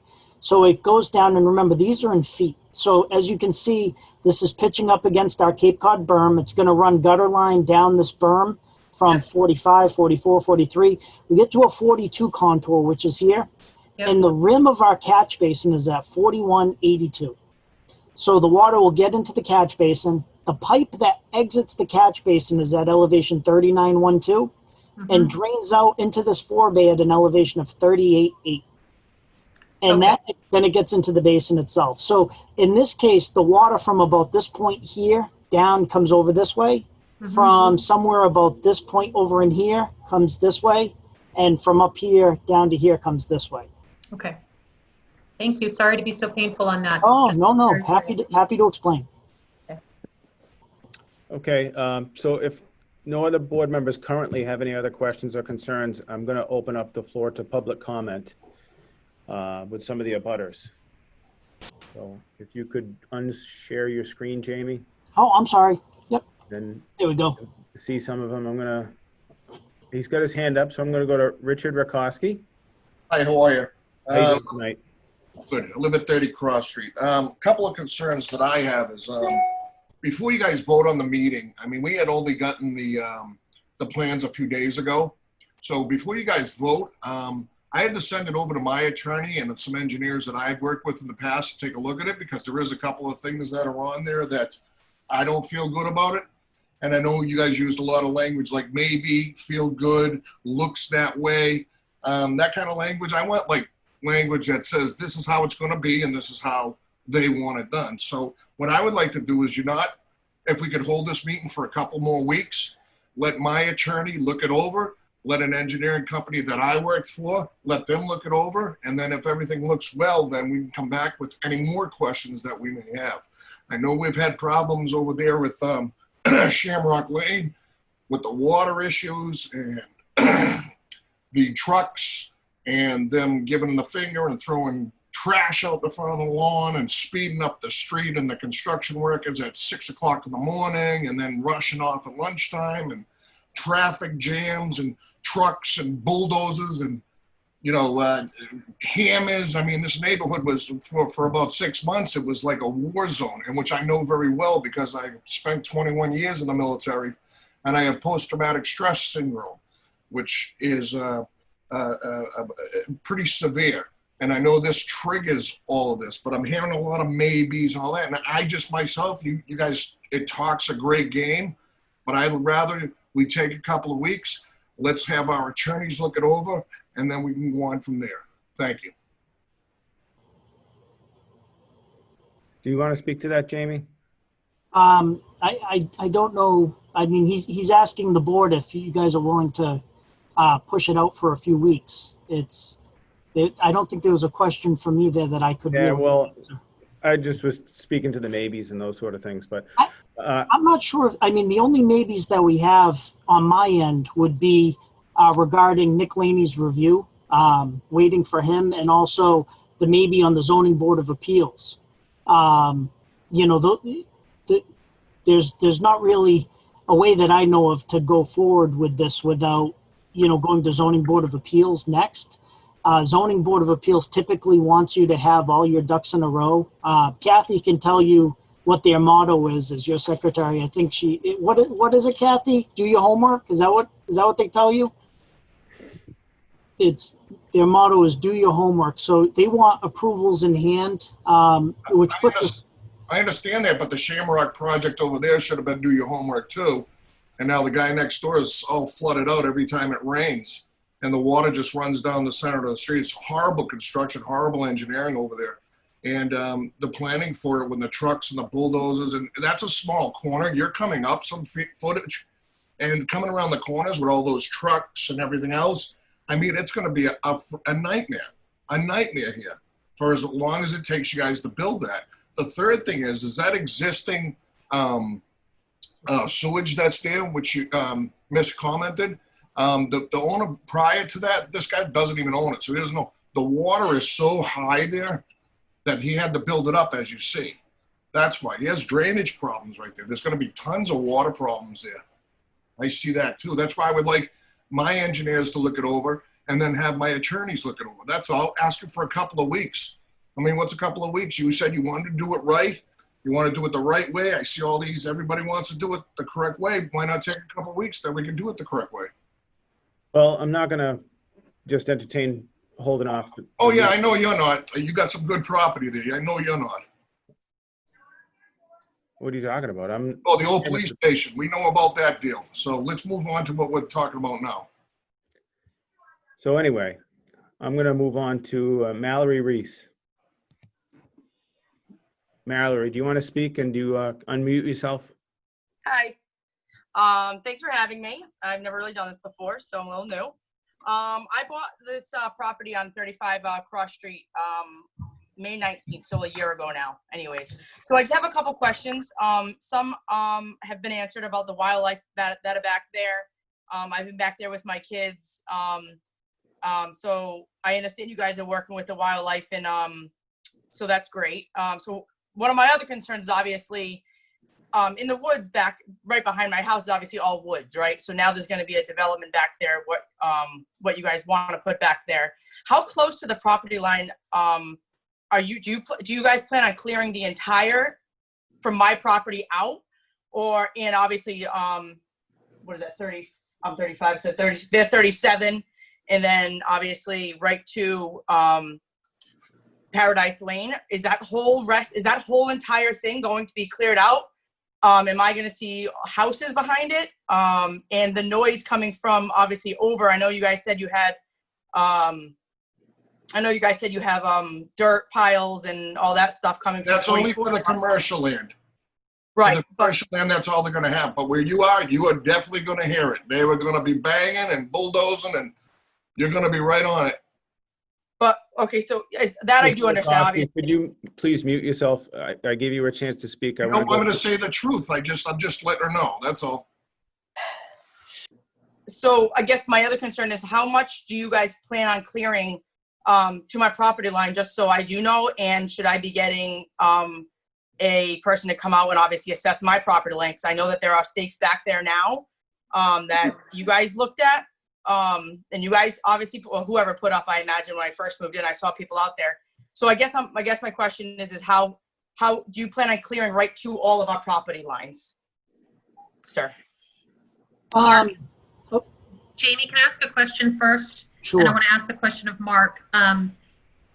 Mark, it's correct when this property goes in front of ZBA, because the usage is switching from business to residential. It's my understanding that the buffer zone required for that is a little bit stronger than maybe on a traditional residential. Is that correct? I think in this case, it's different because the commercial property is the residential and they're changing from it. So it's not the same, because it's not like building a business next to an existing house. Yep. They're building a house residential next to a house, next to an existing building, or next to a house. Okay. So the buffer Not doesn't necessarily. really apply for Okay. a neighboring house. All right. I just wanted that point of clarification. Sorry to interrupt. All right, Mr. Chair, if you're all right, I'd like to bring the overall aerial with the layout plan back up. Go right ahead. That answer your question. Yes, he's in. Huh? All right. So I believe, is this your house right here? Mallory? Yeah, that's my house. Yes. Yep. I own that property, and then the one right behind it. It's 35R Cross Street. Yep. So this is you up into roughly. I mean, we're showing it as this purple line. That's what our surveyors provided us with. And you're always more than welcome to have a surveyor come out and check it. We don't have a problem with that. I believe the person that did the original survey when they subdivided your land, John Pink, was one of the surveyors that actually did this survey work for us. But again, we're not looking to make anyone uncomfortable as far as property lines are concerned or anything else. what I can tell you is that this house corner to this property line is somewhere around 200 feet. We're not proposing anything over in this vicinity here for grades or anything else. But you can see back in here, there, according to this aerial, there's not really much for trees now. Yep. But up over in here, there are some trees. Now, in the back over in here, we're going to be constructing the stormwater area, which we have to construct something for stormwater. And we do have some grades to be able to make all of that work appropriately. But one of the things you want to keep in mind as well is that these two new houses, they're not going to want to be looking into anyone's backyards either. I'm not sure about any type of site control, but I believe that the owner of the development is willing to put some kind of a visual buffer in between here. Because I think it's going to work. It'll work best for not only you, but also for this. Okay. Do we know what type of visual buffer they're proposing or looking at? He's on with us. We can ask him. Bob, do you have anything in mind, or are we thinking about just going with vegetation or a fence?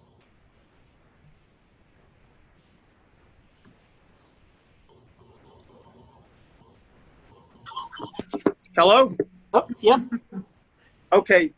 Yeah, just so we're clear, that section that's cleared on the bottom there where it says lot whatever, we didn't cut that.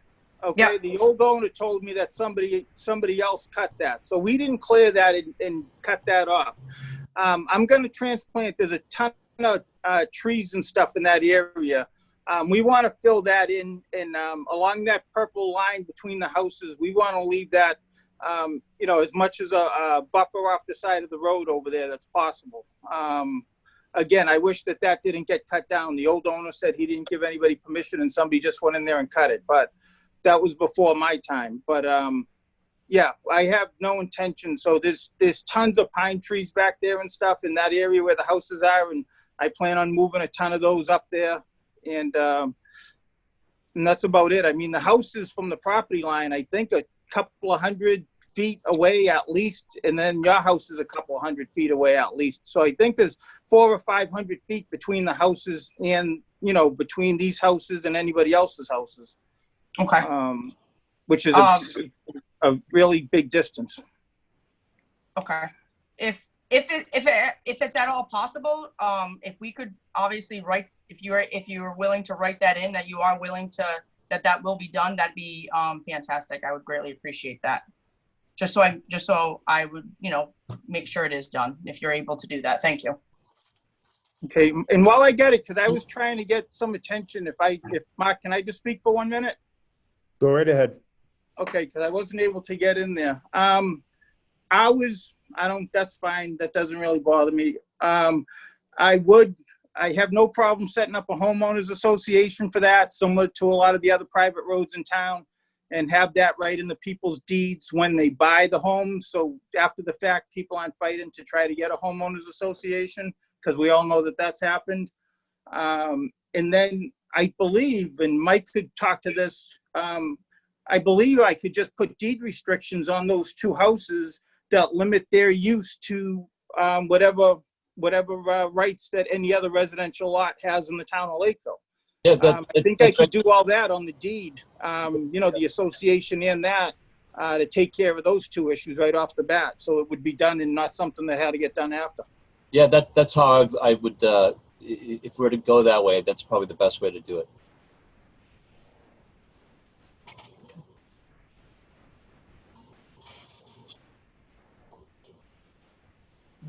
Mallory, do you have anything else? I don't know how to get back to my view though to mute me. Oh, there we go. Okay. You had to just unshare the screen, so there you go. How about Tracy Smith? Can't hear you. Can you? Hi. Can you hear me now? Yeah. I actually don't have anything to say. I just wanted to pop on, and I really didn't know much about this at all. So I just wanted to see what was happening. All right. Thank you for joining us. Thank you. I have a Sharon Anderson. No, I'm just watching. I'm fine. All right. How about Kevin Fredette? Can you hear me, sir? Yes, you can. All right, I do have a question. My questions were answered with regards to the buffer zones. I think all the residents have concerns when once those pine trees in that grading, that the existing grading, there is a ridge in there, a pine ridge in there. Once that is disturbed, then we will be able to hear traffic from Route 44 more clearly. There is a noticeable difference between summertime and wintertime when the foliage is on the trees. So as much as the existing tree line could be undisturbed, if you're looking at the plan from the Arujos property, as well as 35 Cross, would be, I guess, in the best interest of the current residents, as far as the trees can be left undisturbed. I also have a question regarding the road. It seems as though, I guess somebody from the fire department may be able to answer this, bringing a fire truck down a 700-foot road or driveway, it seems like it may be an issue if either of those homes ever had a public safety emergency. God forbid a fire. That fire could possibly spread to, the woods or the other properties. Is the fire department or the fire chief signed off on a 700-foot driveway shared by two residents? He has actually commented a couple of times on it, and I know that the building commissioner has had a conversation with him about his latest comments. So I guess I might ask him for another comment in writing to follow up with the last one, but initially he had no problem, and then with the length and the hammerhead, he was a little concerned with getting a tanker truck in for staging areas. But then I think that the radiuses on the hammerhead that the engineer has provided were more than adequate to turn a truck around and get the vehicles in there. So I think he is in a good spot now. But again, I think we will request a follow-up comment in writing from him. Now, would that be required, conservation sign off, fire department sign off before your board votes on the approval of the subdivision, or is that? The fire department, police stuff, that's, they can comment or they may not comment if they have no problem. So it's really not a sign off from them. Conservation, because the wetlands are there is a filing, and technically we could approve pending, but I really don't like doing that because that could change the plan. And the planning board wants to sign a final plan, not an amended plan. So are you going to wait for conservations to return their findings before you vote on this approval? We're going to see what the board does tonight. I don't want to speak for the entire board. That may be my recommendation, is just to hear back the final, because there were 2 points of comment from the Wildlands Trust and from the, Nick Laney. And I'd like to at least hear from one of them, if not both. Okay, that answers my question, sir. And when you do vote, if you could, just for edification of the residents, I'm sure as a matter of the meeting, in your minutes of the meeting, if the board members could just identify themselves for us when they vote, just so we could record it as well. We always do. Yes. Thank you very much, ma'am. And Kevin, just so you know, if we do continue and you wanted to participate again, it's most likely going to be on our July, I think it's 23rd, 2 Thursdays from now meeting. Will that be another Zoom meeting, or is this going to be a traditional meeting, an open meeting? I know. Go ahead. Until the Board of Selectmen lift that no public meeting thing, we can't do anything about it. And to my knowledge, they haven't lifted that yet. So until further notice, it's going to be like this. I know there were other residents that wanted to attend the Zoom meeting, but they didn't have the technology or unable to navigate the technology. Well, there is a phone number. There is a phone number they can just call in. They can't obviously see, but they could follow along on the Facebook feed. So if they actually wanted to call in and make comment, if we did continue, they just need to call. It's like a New York phone number that's part of, I'm sure that they could call the planning office in the town office and get that information. Okay, we'll give them the information for the next meeting. Thank you. I'll try and read it into the record during this meeting. I'll look through and try to find it in my notes as well. Let's see, I see a Dave Morrissey. Dave, are you here? I am. Would you like to speak everybody? with us? Good evening. So I'm the guy next door to 39. I've followed this for a bit. I have a couple concerns too. Obviously, the traffic from the trucks, it was challenging with Shamrock.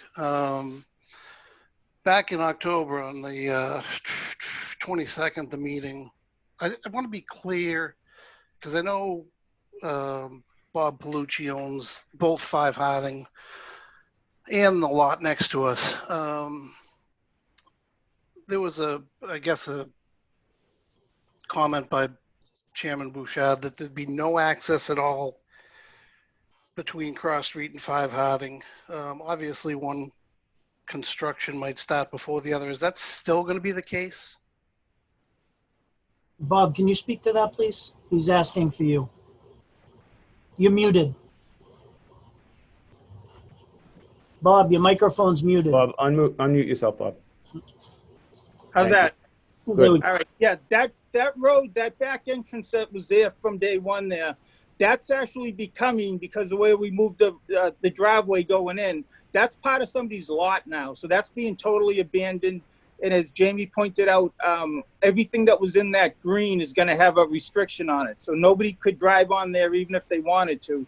And along the back of 5 Harding, there is going to be an earth berm, which is just kind of like behind the high school there in Baker Lane. It's just going to be an earth berm with some stuff planted on it just for sound. And that's going to run along that back corner. So it's impossible for a car to drive from one to the other one. When this project's done, it'd be impossible even if somebody tried to get across there. And I'm more concerned with construction because, 5 Harding Street might start before the Cross Street project. I just want to make sure that we're not experiencing that level of traffic for 2 projects. So just to be clear, Bob, just to be clear, you're saying that any construction at 5 Harding Street will always access off Route 44, never down Cross Street. Exactly. And it has to, because before I can put a shovel in the ground, I need that final sign off from Natural Heritage. And once that restriction goes in place, I can't go on that land just like nobody else can go on it. It's a restriction that I won't have anymore. I won't have the right to go on it even myself and do any work. So, and that has to get in place and recorded before either project starts. So once that starts, that whole green area, everything in green, we can't touch. We can't go on. There'll be no trucks for that. The only trucks you'll have is basically, this is a upgraded driveway really going back there. The time that it takes to put that in should be minimal. I'm guessing a couple of weeks, and then it's just the regular house construction. So it's going to be nothing like Shamrock on the scale of Shamrock at all. It's really, if there was one house going there, it'd basically be a driveway and a house. I mean, it's just a little bit, more built up than that. It's a fast and easy. We were able to keep most of the grades to similar, so we're not digging out a lot, we're not hauling a lot, I mean, I'm not going to say there's no trucks, of course there's going to be, but it's going to be a very short duration, that stuff there.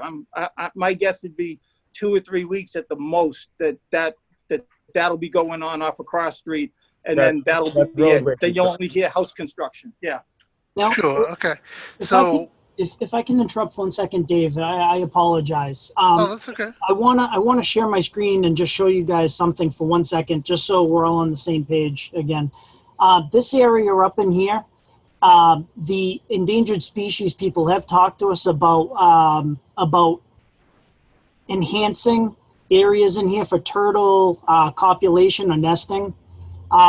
So if they do mandate that we do some type of breeding beds or something in here for turtles, we may have to, but that would be mandated by the endangered species people. Right now, I'm not aware of a current plan to do that, but I did see one previously when they had the grocery store planned for back here. So I just want a full disclosure. If that does happen, I don't want anyone to think Bob or anyone else is being dishonest. They could ask for sand bed. I've seen that in some of these projects, but that's yet to be seen if they'll have us do anything in this area.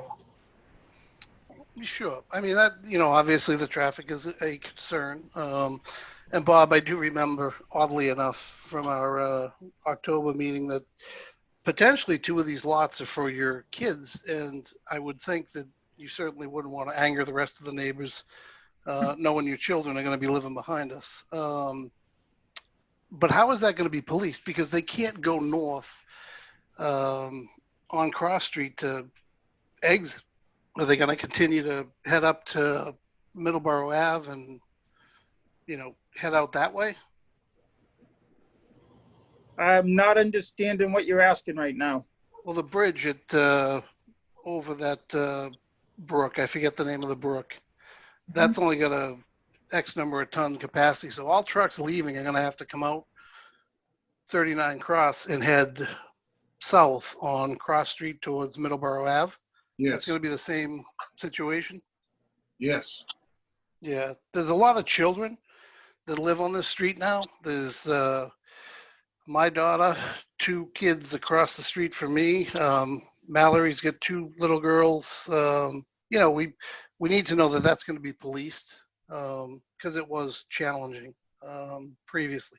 Not the end of the world. My concern, more than anything else, is my septic system. As you know, Bob, is right up against the property line.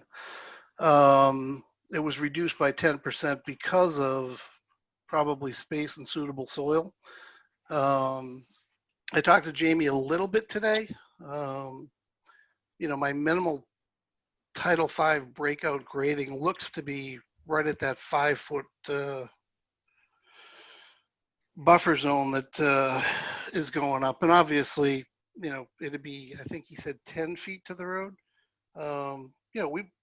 We want some privacy too. So I'm hoping that you're considering either leaving some of that vegetation or, doing something to, give us some privacy because that driveway is going to run the length of my property. Yep, and trust me, I'm not gonna cut down a tree more than we have to. Jamie's been doing my engineering for years, and he can tell you, we literally go out and walk tree by tree and try to figure out if I can leave them or not.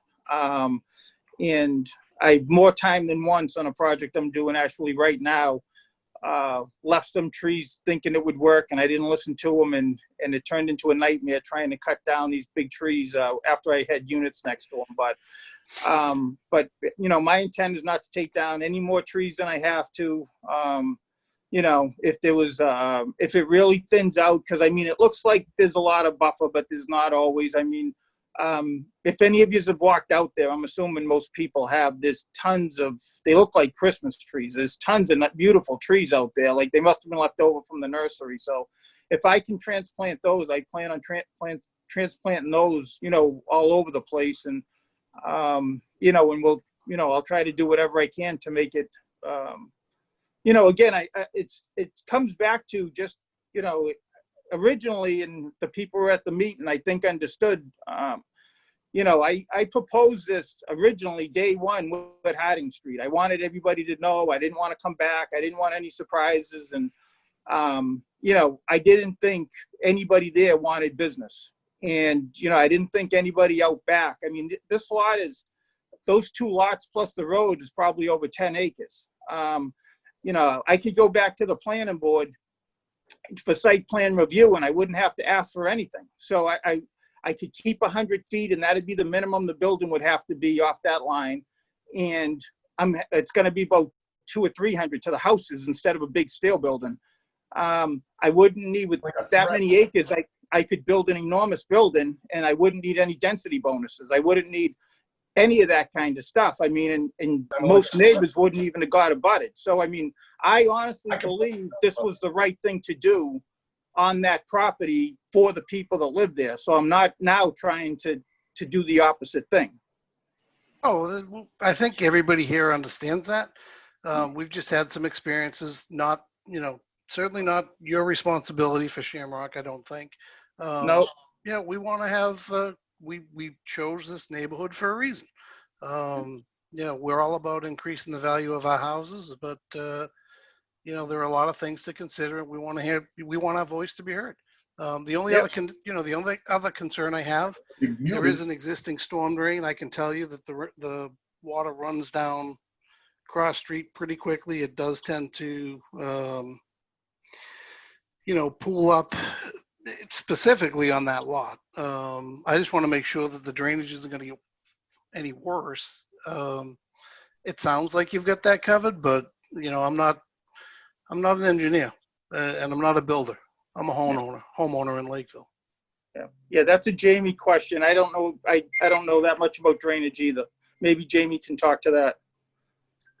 Yeah, I mean, the drainage is something that, we designed and Nick has reviewed and made his comments on, and it's back in his court. But yeah, we don't believe that it's going to make any thing worse. That's why we design it the way we do. In the event that it does, and I know there was a problem with Shamrock, are you guys going to remediate that, and how's that going to be handled? My understanding with Shamrock was that when they asphalted, there was a hump in the asphalt, and they had to correct the asphalt itself. If there's a construction error, it's typically corrected via construction. We had a storm a couple of weeks ago, and it was not corrected. The whole place flooded out. It went into the neighbors down there, right into his basement downstairs. So it was not corrected. So the water's still bypassing the catch basin? Oh, absolutely. Well, that should be looked at. And then right in front of 39 Cross, where you oppose it, there's a driveway there, and that's got a 12-inch pipe that runs under her driveway. And the town has to maintain that and dig that out every year, and sometimes twice a year, because the water that comes down Cross Street's like a river. So if you had seen that across from 39, there's a driveway there. I don't know what number it is, but she has a pipe in the ground, and they have to dig that out. I mean, all the time. The water just flows down this way. Sure. No, it definitely. I mean, there's a lot of wetlands and an area. There's no question. The good news is the majority of our stuff is in the back, heading away from Cross Street. When I say the majority, 99% of it. So as we showed, the high point in the road, from that point down, all goes away from Cross Street. So the couple hundred square feet of asphalt that we're proposing really should not make any difference, especially where we're planning on collecting it with the trench drain and disposing of it in an on-site compressor. I think you're incorrect. I think you're very incorrect. So I don't want to get too far off subject here. I know. I understand, Mark, but you got to let us talk too. There's a lot of talking going on over there, and it's blah, blah, blah, blah, blah, blah. And I know you want it to end quickly because it's in your best interest to pass this through. But you need to let us. I have no interest in this. I know you like the power, but you need. Look, I have no interest in this project. I'm not financially. Quit unmuting me. Quit muting me, please. No, I'm the chairman, and I'm going to keep control of the meeting. There's that power. That's what makes you run. We're trying to get things done. We've had a problem with Shamrock Lane. It was crazy. Crazy. The police were called. Look at the police reports. Jake breaks. The guys out there whipping their coffee all over the road. It's done, and now we got water. I mean, that's the concern. And you don't want to give us a couple of weeks so our attorneys can look at it and see what's going on. Nobody said we didn't want to give you a couple of weeks. I don't see anybody saying, let's support it. You're hired by us. That's what you work for me. You work for me. I'm not paid. Doesn't matter, but you're elected by us. Okay. And this is our concerns. You don't work for them too. We're listening to your concerns. Okay. But you keep muting me. You keep muting me, because I'm not going to shut up. There's nothing you can do to shut me up. Okay. I want you to speak, but I want you to speak when it's your turn. That's all. Okay, so I raise my hand. Is that going to help you, Marky? It's sort of the process. Okay, I'll raise my hand for you, boy. So, that being said, Richard, do you have any other concerns? Nope, I've said my concerns. Okay, I appreciate that. And you know what? I also appreciate your military service. I honestly thank you for that.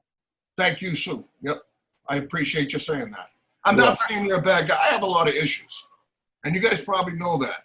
And this isn't really me, but I mean, I was tormented for 6 friggin' months with these guys with the Jake brakes and the horns and the bulldozers, and you're telling me we're not going to hear it. I hear it already now, and nothing's even going on over there. It's just. Oh, no, you know what? I don't think anybody has said you're not going to hear it. You're probably going to hear it, but what we want to do is limit some construction hours. We want to hear from you. We want to try and make it as palpable as possible if this happens. How about a police detail? If that's warranted, then he'll need that. What's that? If that's warranted, if they're doing work in the roadway, he's going to have to get one. Well, what is he going to do when they're pulling the trucks out of there? That corner's going to be swing. If you have to come up this way, you're going to swing by his septic. You're going to swing by that corner where the stones are. These trucks are going to have to cross the street. They come down here at 65 miles an hour. They come around that corner. I guarantee, I've had cars upside down on my stone wall. Wow. I picked up kids in the middle of the street that were half dead from smashing into that telephone pole right there. They fly, and a truck coming out of there, he's not going to see it. I have a Class A license. I drove a truck. I have a hoisting and engineering license. I've dug holes. I've worked for an engineering company, Bay State Subsurface. I've done bigger projects than can imagine, the T. I know this stuff. Yep, I don't question that at all. And you know what? You're eyes and ears out there, and I'm not. And that's why I appreciate you and all these other abutters being here. Absolutely. You know, we're not a rubber stamp board. We want to get it right for you guys. I honestly think that that's a pretty good looking project. If you step back, you might hate it. It's a good looking project. Nobody's saying he's trying to do the right thing. It's nothing against him, but it's a good looking project. And I appreciate you saying that. Until you come to my house, Mark, at 7 o'clock in the morning, you sit in your lawn chair out front and you see them flailing down the streets and you see what goes on. We're not going to cut, and they start clear cutting, bulldozing, because it's all about the mighty buck. And it was supposed to be a project for his daughters. Now, if we sell the houses, we can sell this, do that. It's just becoming like. Mr. Chairman, can I speak up? Go ahead. So hi, Richard. I'm Barbara. Hi, Barbara. I want to ask you, my first question for you is, I live right around the corner. I'm very familiar with your property, and my son used to ride his bike on your street, so I know exactly what you're talking about. God bless, take that in his life. Right? So my question for you is, in the times that I've driven over there since the Shamrock development was put in, and I was very concerned about that project. It was the first thing on, when I got elected to planning board that we had to vote on. It was a very tough project. But my question for you is the water worse or about the same or better than when it was before Shamrock went in? Because those retention basins that were installed, the intention there was to mitigate actually what was already a problem. I mean, Jamie may remember it better, but I remember it being, not comfortable driving your car through it at times. Absolutely. Right? When I moved here, my property, you'd be able to mow the lawn in April and May. You can't even go out the back of my yard anymore because it's like a sponge. You sit on one end and it pops up the other. Now in front of my house where my stone walls are, every single year that gets gutted out about 8 inches. And that's just a little flow from where the top of that hill is from the beginning of my driveway to the end. And it washes right out. It goes down into the gully. And then everything from Shamrock Lane runs down into there and it just floods that whole area. Okay, so in your opinion, the condition is worse since Shamrock went in? I would believe so, and I think the neighbors that have been here longer than me would even say the same thing. Okay, and I would be curious if anybody has opinions on that. It's very important. The only other comment that I had for you, Richard, is, if you have a problem with the behavior of the developers' workers, like if they're being rude and whatnot, I'm just telling you, unlike the developer for other projects, Mr. Palucci does live in town, and I'm sure he would be happy to get a phone call from you if someone was speeding and putting children in danger, because he doesn't want that any more than anybody else does, and he would be probably just as pissed as you, honestly. I thought Bill Logan was the same way, and I met with him a couple of times, and after he turned his head, it was a big laugh. It was just really funny, and they did it more and more after that. So You're kidding. It's in front of you, everything is like lollipops and hello, but behind your back, there's a whole different lifestyle of this. You know what I mean? They'll say, it's the way people are. They like to intimidate and aggravate, and I don't know what their problem is. But especially and now if I tattletale on them sir, and that's it, then it'll be 2 times on. It just keeps going and going. I'll tell you what, if you see cars racing down on that street, my sister-in-law was run over by a truck when she was out for a jog. Call us. We will make sure. Police department will be down there. Can you see this? 1,300 phone calls to the police station. And how many tickets were written here? Never even knew there was a problem. The what? Oh my. Mr. Rakowski? Yes, Mr. sir. Rakowski? Yes, sir. Mrs. Anderson wants to speak. I just want to let her speak if that's all right. Yes, sir. I'll be quiet. Thank you. I called on every single truck that went down there because of speeding from the first day on. And I was told, oh, we'll tell our drivers it's only 35 miles an hour. I called repeatedly. It never worked. I called every single truck that went by. I got their name. I called their company. We had terrible speeding every single time. It's so dangerous on this road. And the police, I'm sorry, it's gone from 35 miles an hour to 55 to 60 miles an hour on our street. So Okay.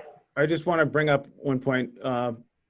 Richard has noted a couple times on Shamrock Lane, which I know this is not a Shamrock Lane hearing, but obviously his current concerns are about the water. Jamie, could you speak to runoff and any issues or making non-issues if this roadway went in for Bella Way to make sure that there's no water issues? Well, I mean, I think that, you know, our design is pretty simple. And, you know, as far as the amount or the area that's going towards Cross Street. How much how much amount of water does go through there? What was your study say? Well, I can pull up the drainage report. Right, let's go back till July 14th, that study there of when it rained for 3 days. Can you tell me how much water went through? Oh, no, we don't, as far as us tracking. Right, so you don't know. Well, the way that stormwater, they make us design for stormwater is based off. I understand. Can I just stop you? I understand the process. I work for an engineering company. I read maps. I've done it. I've dug it. I know. I've done septic systems. I've done it all. So I know what it is. But I'm there. I'm physically here.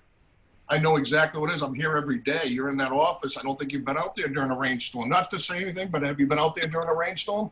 I have, yes. I went out when it was bypassing the basin in the beginning and the hump. I spoke with the previous DPW director for Shamrock. I went out and videotaped it and did agree that there was a problem. It was bypassing the catch basin.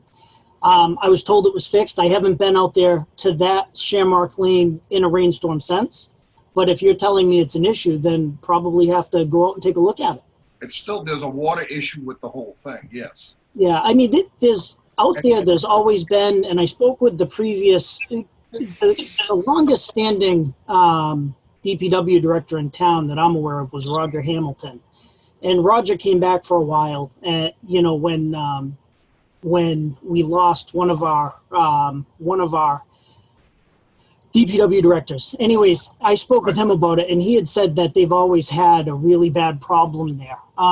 So we went over and showed him the proposed basin and everything else, and everybody felt that would be a huge improvement. That basin that's right off the road is purely for the runoff on Cross Street. And on both sides of that, that's not from the development. It's supposed to be for Cross Street, what's already going there. So we did that as a mitigation measure to help with what's in the road.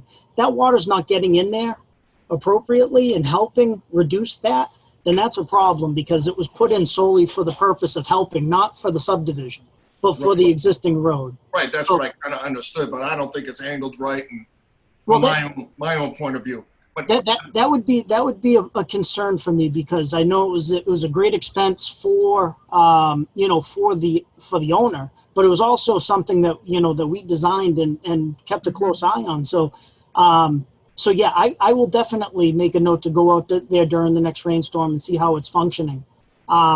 and that was only my concern is with you coming from 43 feet down to that drainage area in the front there. I mean, that's going to catch a lot of the water and eject it back into the area. Understandable. But when that area gets filled up, what happens with all the water there? Because you're not just catching that water coming out of the beginning of the driveway. And that's not it. You're going to be catching water coming down Cross Street. Yeah, no, I agree. The way that we graded it, though, we're trying to maintain the gutter line with Cross Street, and we're trying to keep the trench drain up above the gutter line, so that in normal conditions, the flow that's going on Cross Street already is going to continue to flow down. We're not looking to pick that water up because we admit we can't handle Cross Street's drainage with our system. We're not trying to. We're trying to handle Bella Way drainage. And so by keeping it up off of the gutter line, we're able to intercept that small amount of water and catch it and take care of it. And we feel that this is adequate. Now, and that's why Nick Laney at HML Associates is reviewing those calculations as well, along with the design. And he had some comments about the front area with that lot in the house. We have addressed that for him, but he has yet to look at this revised plan that we've provided with calculations. Right, and we haven't either. And that's why it would be great if we could take a few weeks, let us look it over, let me do my calculations, and then I can come back and maybe I can help you guys develop it a little bit better or in a different way. I can look at it because I'm here and I see it every day. So, and that's my concern. And to get back to one thing is with the speeding and stuff, it is the truck, but if a truck is pulling out of there and gets hit and killed, I mean, it's going to be crazy. And I know that truck drivers have families too. So those are my two concerns, and I'll be quiet. Well, can I make a suggestion? Maybe we implement in some kind of warning signs, during construction to be placed every day saying construction ahead. How about a detail? 2 details either end, Monday through Friday. 2 details, Monday through Friday and on Saturdays. And if you can't find a detail, then, I mean, there's plenty out there. You have the Sheriff's Department, you have Middleborough that would be gladly to take the details.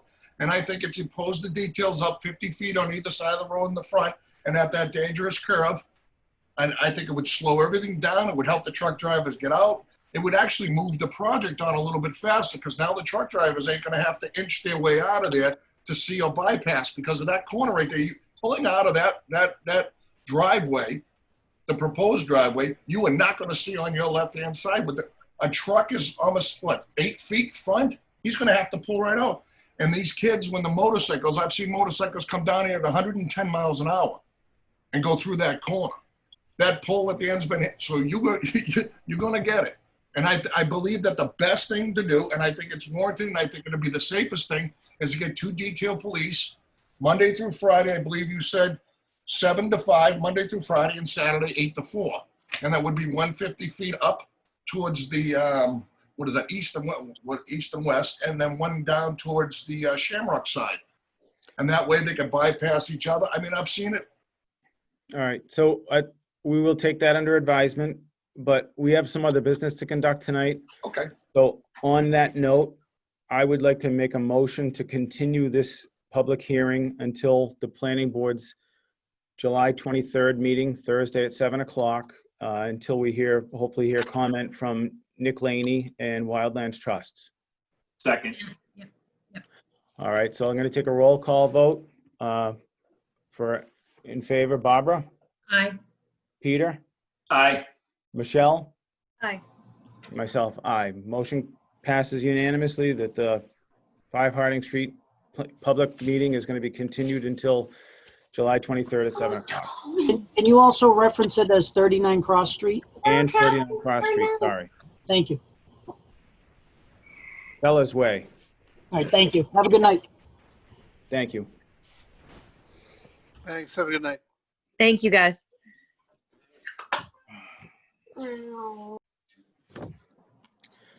So the next on the agenda, we have an A&R plan for 24 Montgomery Street to meet with Dave Madigan from Madigan Land Surveying. He was on earlier with us. Yep. There he is. Hey, Dave. Looking right at it. Good. So for the record, my name is David Madigan from Madigan Land Surveying. And what we have here tonight is a Form A plan on Montgomery Street. Currently, it is a large parcel out there with one home. It's roughly a 12-acre parcel. And what we're doing is just cutting off and dividing and creating 2 lots. One for the existing house that you can see there labeled Lot 1. Shows the house, the barn, the pool, a bunch of fences and stuff. And then we're creating this Lot 2, which will eventually be a buildable lot. Both lots have the legally required minimum frontage. They both have plenty of area. They're well oversized. They, as you can see, I hope on your copy, but the copies that were submitted is the front yard circles are shown. They have the distances at the setback.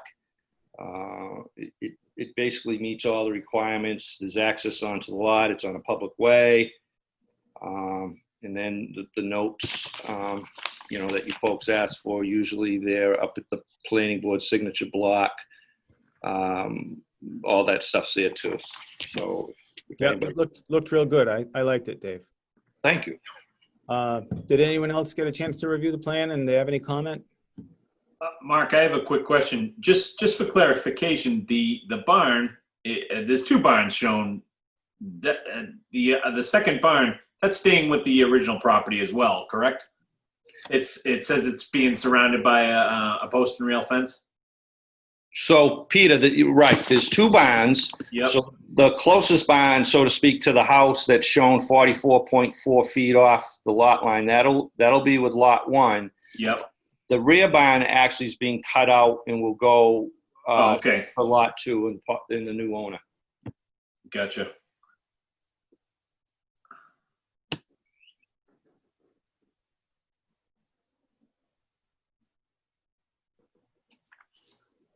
Anyone else?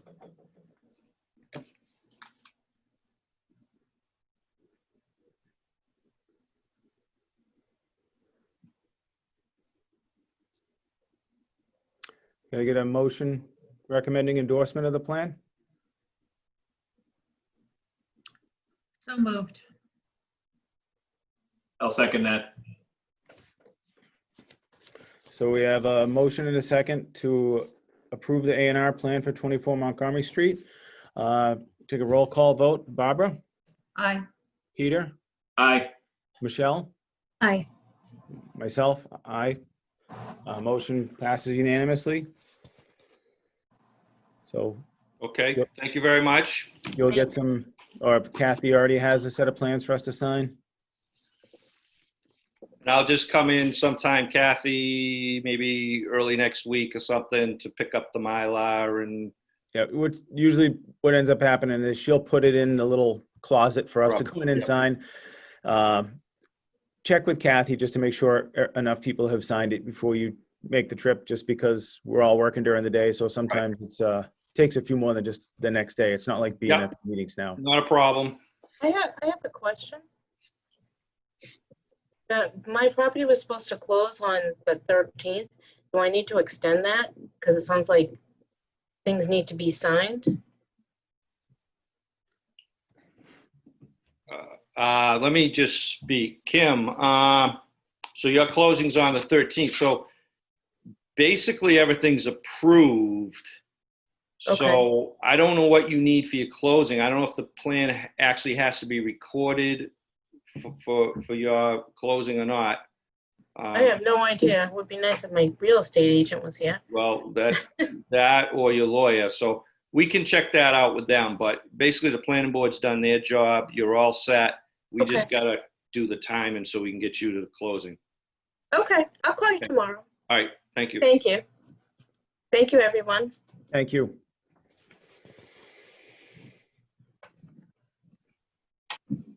All right, next on the agenda, we have discussed planning board appointments.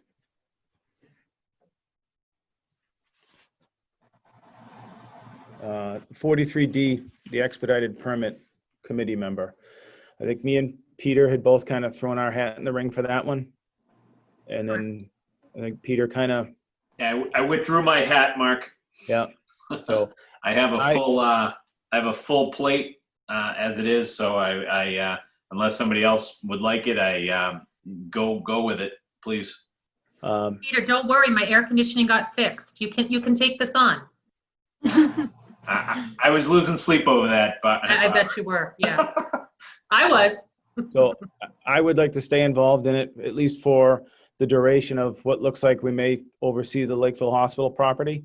I don't want that to be like a lifetime appointment. So maybe after that, we look at reorganize that appointment in case there's another expedited permit and somebody else wants to do it. And Mark, I think the last time we were on a meeting, you were talking about possibly being appointed as part of the CONCON. Because they have to appoint someone as well? No. Well, me and Peter had discussed that, but then when he had Withdrew? I didn't even pursue it. Okay, all right. I didn't know if Michelle was interested. I definitely am not. I have a lot going on, so. So I guess I don't feel as familiar with, the whole process. So I think Mark would probably be a good choice. Well, I'll make a motion. Sorry. I was just going to ask a quick question. I thought that Rich on the last BOS meeting had said this is the only property where that special permit could be utilized in town. Is that not correct? Because I know Mark just said, for future committee. I believe we have some zoning that could allow, there's nothing under development right now, but I think there could be some other things in the future. So it may only be the hospital property, but I'm not positive of that. We'd have to actually check with, probably Nate would know better. So I can't imagine that it will just go away after this project. I didn't know if it was only a certain zoning area that it was for. It is. Okay. I don't think it's specific to only that one parcel though. It's bigger. We'll find out. So what's your motion, Barbara? Motion to appoint you to the 43D committee on behalf of Planning Board. You have a motion. Do we have a second? Second. Okay, motion and a second. Roll call. Barbara? Aye. Peter? Aye. Michelle? Aye. Myself, aye. So motion carries unanimously that I will be the 43D committee representative for the planning board. So we have administrative review and updates on application requirements, advertising, certified mailings, and A&R checklist. I would like Kathy to kind of come in on this one, because I know I did the A&R checklist. I think I'd like her to speak to some of those things. Are you with us, Kathy? I am. What do you want to start? Application requirements? Yeah. I think you had mentioned changing, adding to the Electronic file. We wanted to add Yes. electronic file. In an overview also, I know Barbara has said we'd try and get Serped to help align our regulations with our bylaws. And Tracy from the Selectman's office had also recently mentioned that Middleborough had recently updated their regulations, and they actually paid somebody to do that. They hired I don't think it was Serped, but they hired either a contractor or an individual to do that for them. Do you know if that's an option at all, Kathy? Like with funding or what avenue? I could try and forward the email that Tracy sent me. I think she gave me their updated rules and regs, but I don't know that they would apply across the boards to us because we have different bylaws. Right. I don't know. I mean, that would be something that you'd have to, I guess, look into getting some type of a quote to see what that would entail. Now, would something like that be involved in any of the zoning codification that they're going to be doing? The town clerk's doing? No. It wouldn't affect the planning board rules and regulations. Okay, it's totally separate. And I think the idea was we would be using, I think it's called TILP money from SERPID. So it's an allocation of resources for specific projects. So that would be funded that way. It's probably much less expensive option, but I don't know about timing. I think they were supposed to be getting back with Selectman's office to let them know if they could accommodate and under what schedule. So I think that's supposed to be coming in this week, Mark, just so you know. Dave? In Middleborough, so I used to be on the planning board, and for years we never had the time or the willpower to go through and update the subdivision control law and the planning board rules and regulations. And that Middleborough just recently did that. It's been a long time.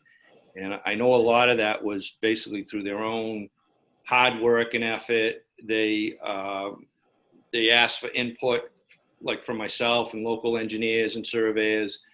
And a lot of what they did was really their construction standards, detail sheet. So, you folks in Lakeville would be ideally consulting with people like Jamie Bissonette and others to kind of go through that and pick and choose what you want to revamp.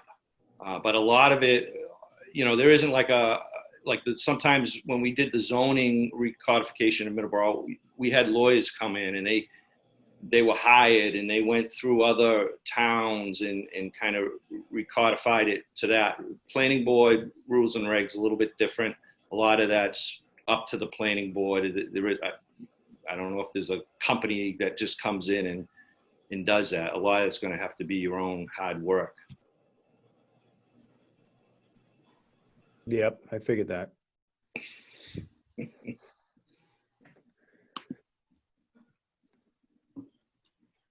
Were you sticking around for anything else, Dave? I was curious about the A&R checklist. I saw it. I think we might have briefly talked about that one time, Mark. Yep. So what I did was I went through, actually at one of the first meetings I was at, you had kind of stated the three things for an A&R was the frontage, the access, and the area. Correction. Go ahead. So A&R's three things. It is frontage. You got to have legal street frontage. You have to be either on a public way or a way that was in existence prior to subdivision control law. And then you do have to have legal access onto the property. You actually don't have to have area, but you're going to get stopped later on down the line by the zoning enforcement officer. Right. And that's So like that's- many of these requirements that you have, circles, and Middleborough has shape factors and upland circles. That's a great little planning board requirement, but if push ever really came to shove, the three things as a planning board person that you got to look at is, as I said, frontage, access onto the lot, and the public way. Nobody ever pushes it, and everybody's going to try to meet these, but I like your checklist, basically. Thank you. Yeah, what I did was I actually went through the Lakeville Planning Board regulations on A&R lots, and they had those other requirements, just the stuff you should have on the plan, as well as some of the other bylaws that interjected into, like you said, we could just stamp it with those three things, and then you get further down the line and it didn't work. Right. Checklist is great. What we used to do in Middleborough, and they still do, is the applicant surveyor. You guys get surveyors from all over. A lot of them probably aren't familiar with Lakeville rules and regulations. Some guy comes in from Methuen to do a plan in Lakeville, needs that checklist, and it's very helpful to that person. In Middleborough, normally you would go up to the town planner's office, and you would sit with them briefly. You'd kind of go through the checklist, make sure everything's there, because there's nothing more embarrassing to show up at the meeting with either a word misspelled or You forgot the little north thing. or somebody thinks you left the zoning determination off the plan, and then things have to get delayed. So checklist is great. I'm not putting any work on anybody's plate, but I mean, I'm sure Kathy has a lot of this memorized, and I'm sure she looks at plans and kind of goes through the checklist. It just helps her too, and it helps the surveyor or the engineer. Yeah, and that was sort of my goal with putting it together, was just to try and make it a little easier. We're a young board right now as far as tenure, and I thought it would be helpful. I ran it by Nate, and he thought it would be helpful. Yeah. And it's one of those things, we're trying not to filter things to him that are a mess. So if we can pick up 10 of them. Well, no, it's great. It's a great guideline. That's all it is. We don't really have to go through it, but like down at the bottom, as the surveyor part, like I see location of all bounds. Well, that's fine, but brooks, and when you start getting into wetlands, like a lot of times we do these large parcels where you might just cut one lot out front, but you have remaining land that could be 50 acres. Well, it's very difficult or expensive to have to show all the wetlands or brooks out in the back 50 acres that have nothing to do with the lot that you're cutting out. I mean, the wetlands should be anything that impedes frontage or your upland area. A lot of times what we'll do on those big parcels, as I just spoke to, well, we're not going to hire a botanist to go out there and do that and then survey it. We're just going to maybe show it from aerial photography. Yeah, well, and I think to your point, if you were just carving a piece off to make one Form A off of a 50-acre parcel, I don't want to look at the whole 50-acre parcel. I want to look at the Form A you made and maybe 50 feet where you show the abutters' names. And if there are some bounds, I'm not looking to make you go further and look for them. But again, I just, me being relatively new to the board, I'm still only under 2 years on the board. I just wanted to go through and not ignore Lakeville's rules and regulations and at least look at them. No, it's a great all it is cool. Baseline. Yeah, that's all. Yep. So I thought it was a good start for us to. Yep. We used to have Zink, and he would be the guy going through the office and the bowels of the town hall to try and find all that stuff, and so just try to give us a little stopgap in that. That's all. Yep. That's all I had. So, well, thank you. I appreciate the input. Thank you, guys. Have a great night. It's time to go to bed now.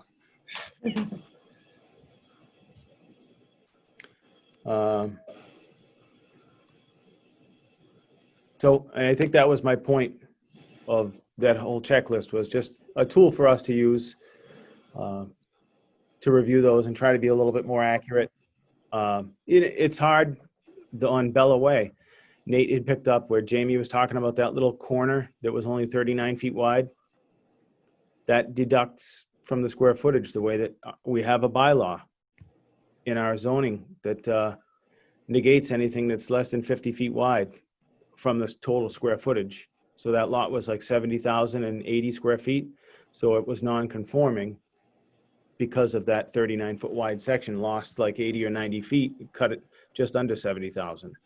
So that's why Jamie moved that other line over. But I missed it, and I even went through the checklist. But so just trying to make us better. That's all. On that note, Mark, I want to go back to your subject A, which was application requirements. Yep. So one thing that I would love to see us do, and I don't know, Kathy will probably have more feedback for us on how this can work. But, like we got, for example, on Bella Way, we had the HML paperwork that was submitted. That was super helpful, right? We had that before we went into the meeting, before we see the plans. We have input coming from this other department. Late today, we got, I think, conservation letter came in. There was a couple. I'm just wondering if we can maybe hold up getting some of these things, and obviously subdivisions are different than A&Rs, but hold up getting them onto the agenda until we have a more complete package. Meaning that, if conservation has to review the project, have they review the project before it's coming to us? Because otherwise it's coming to us and we are wondering, asking questions, looking for that feedback, and ultimately would have to delay. Obviously on an A&R, you don't have that time because you have that 21 days or thereabouts. Just for a suggestion, just a thought. And I'm going to back up one item. I just got a text from Maureen that it is only the hospital property. Okay. So we did talk about electronic files, which I think Kathy, you kind of said that most applicants do that. They do, yeah. Yep. So do you think that it's something we need to change the regulation? I think it wouldn't hurt to have it in there. Well, in my opinion, if you're gonna go through and like revamp your regs, you probably should just do it once, do everything at the same time. For now, maybe just an update of the applications because they're pretty old. I don't think they're that good. There's still not one for site plan, which is something I had been working on. Maybe 3 years ago, 2 years ago. I think where I was gonna go through kind of like the checklist with zinc, and then all this happened. So maybe pick which one you feel like to work on first, and which one is more common? Well, I started working on checklists for site plan review, and I did the A&R, and I wanted to work on one also for the subdivision control. Do you want to do checklists for everything? Well, like I said, focus on one. Like, say if you want to do the A&Rs, do the application, get the checklist, check it over and see if that's what you want, and then move on to say site plan. So for me, I think that's the easiest instead of being, maybe on this one day, on that one, go through all the way through and then move on. So where we have, and again, and Dave Madigan makes a good point, the A&R checklist, that's just a tool for us. It's really not, well, again, if somebody comes in and drops off a plan, you could kind of go through and look at probably 10 out of those 17 things and just make sure there's a little north arrow, there's a signature box. Right. Maybe you want to prioritize them, say these definitely have to be on the plan. Like you said, maybe that wetlands recommended but not required, something like that. Yep, and well, the wetlands on the lot should be shown because wetlands, we still need 52,000 square feet of contiguous upland. That's a requirement for Lakeville. So if you have a 75,000 square foot lot with 40,000 square feet of wetlands and they don't show it, we just approved an A&R that isn't buildable. Right, but what he was talking more like a brook, another a brook and a stone wall. And again, I think he was talking about if he's breaking up a portion of a big parcel, he didn't want to have to take the entire big parcel. Right. Survey a 50-acre piece for a 2-acre peel off. Yeah. So it could be, location of all bounds, brooks and walls within 50 feet of the A&R lot. Mm-hmm. That's all. Okay. I can add that to that. And you don't even need, I don't know that brooks are as necessary as just bounds.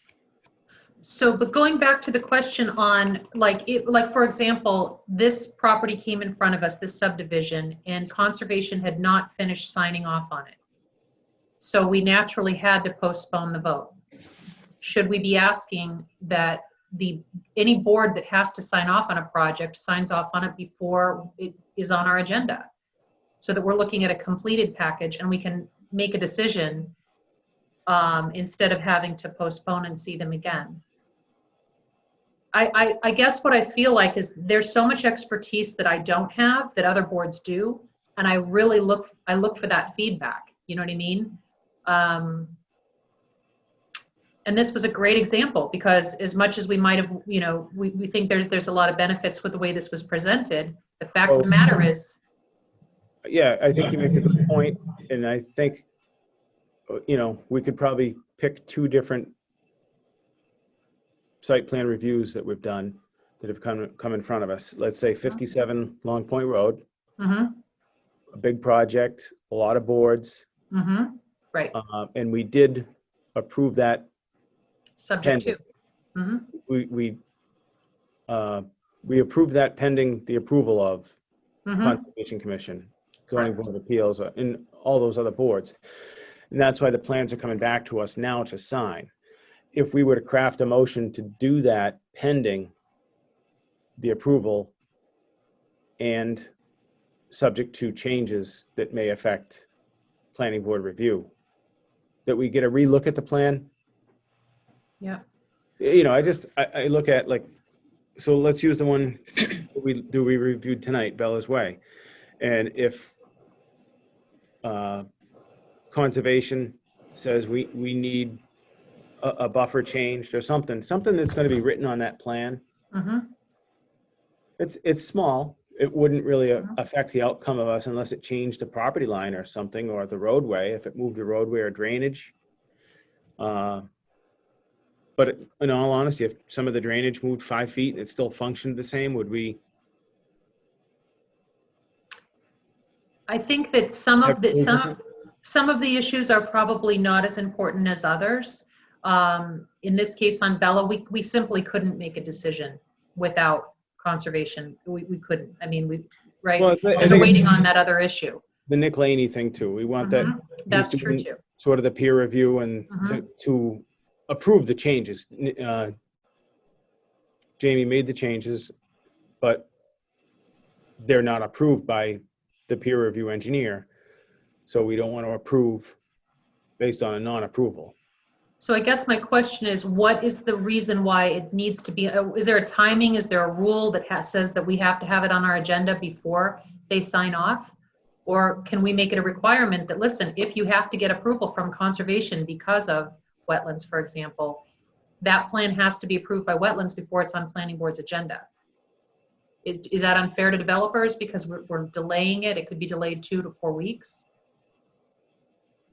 Mark, could I say my thoughts on this? Absolutely.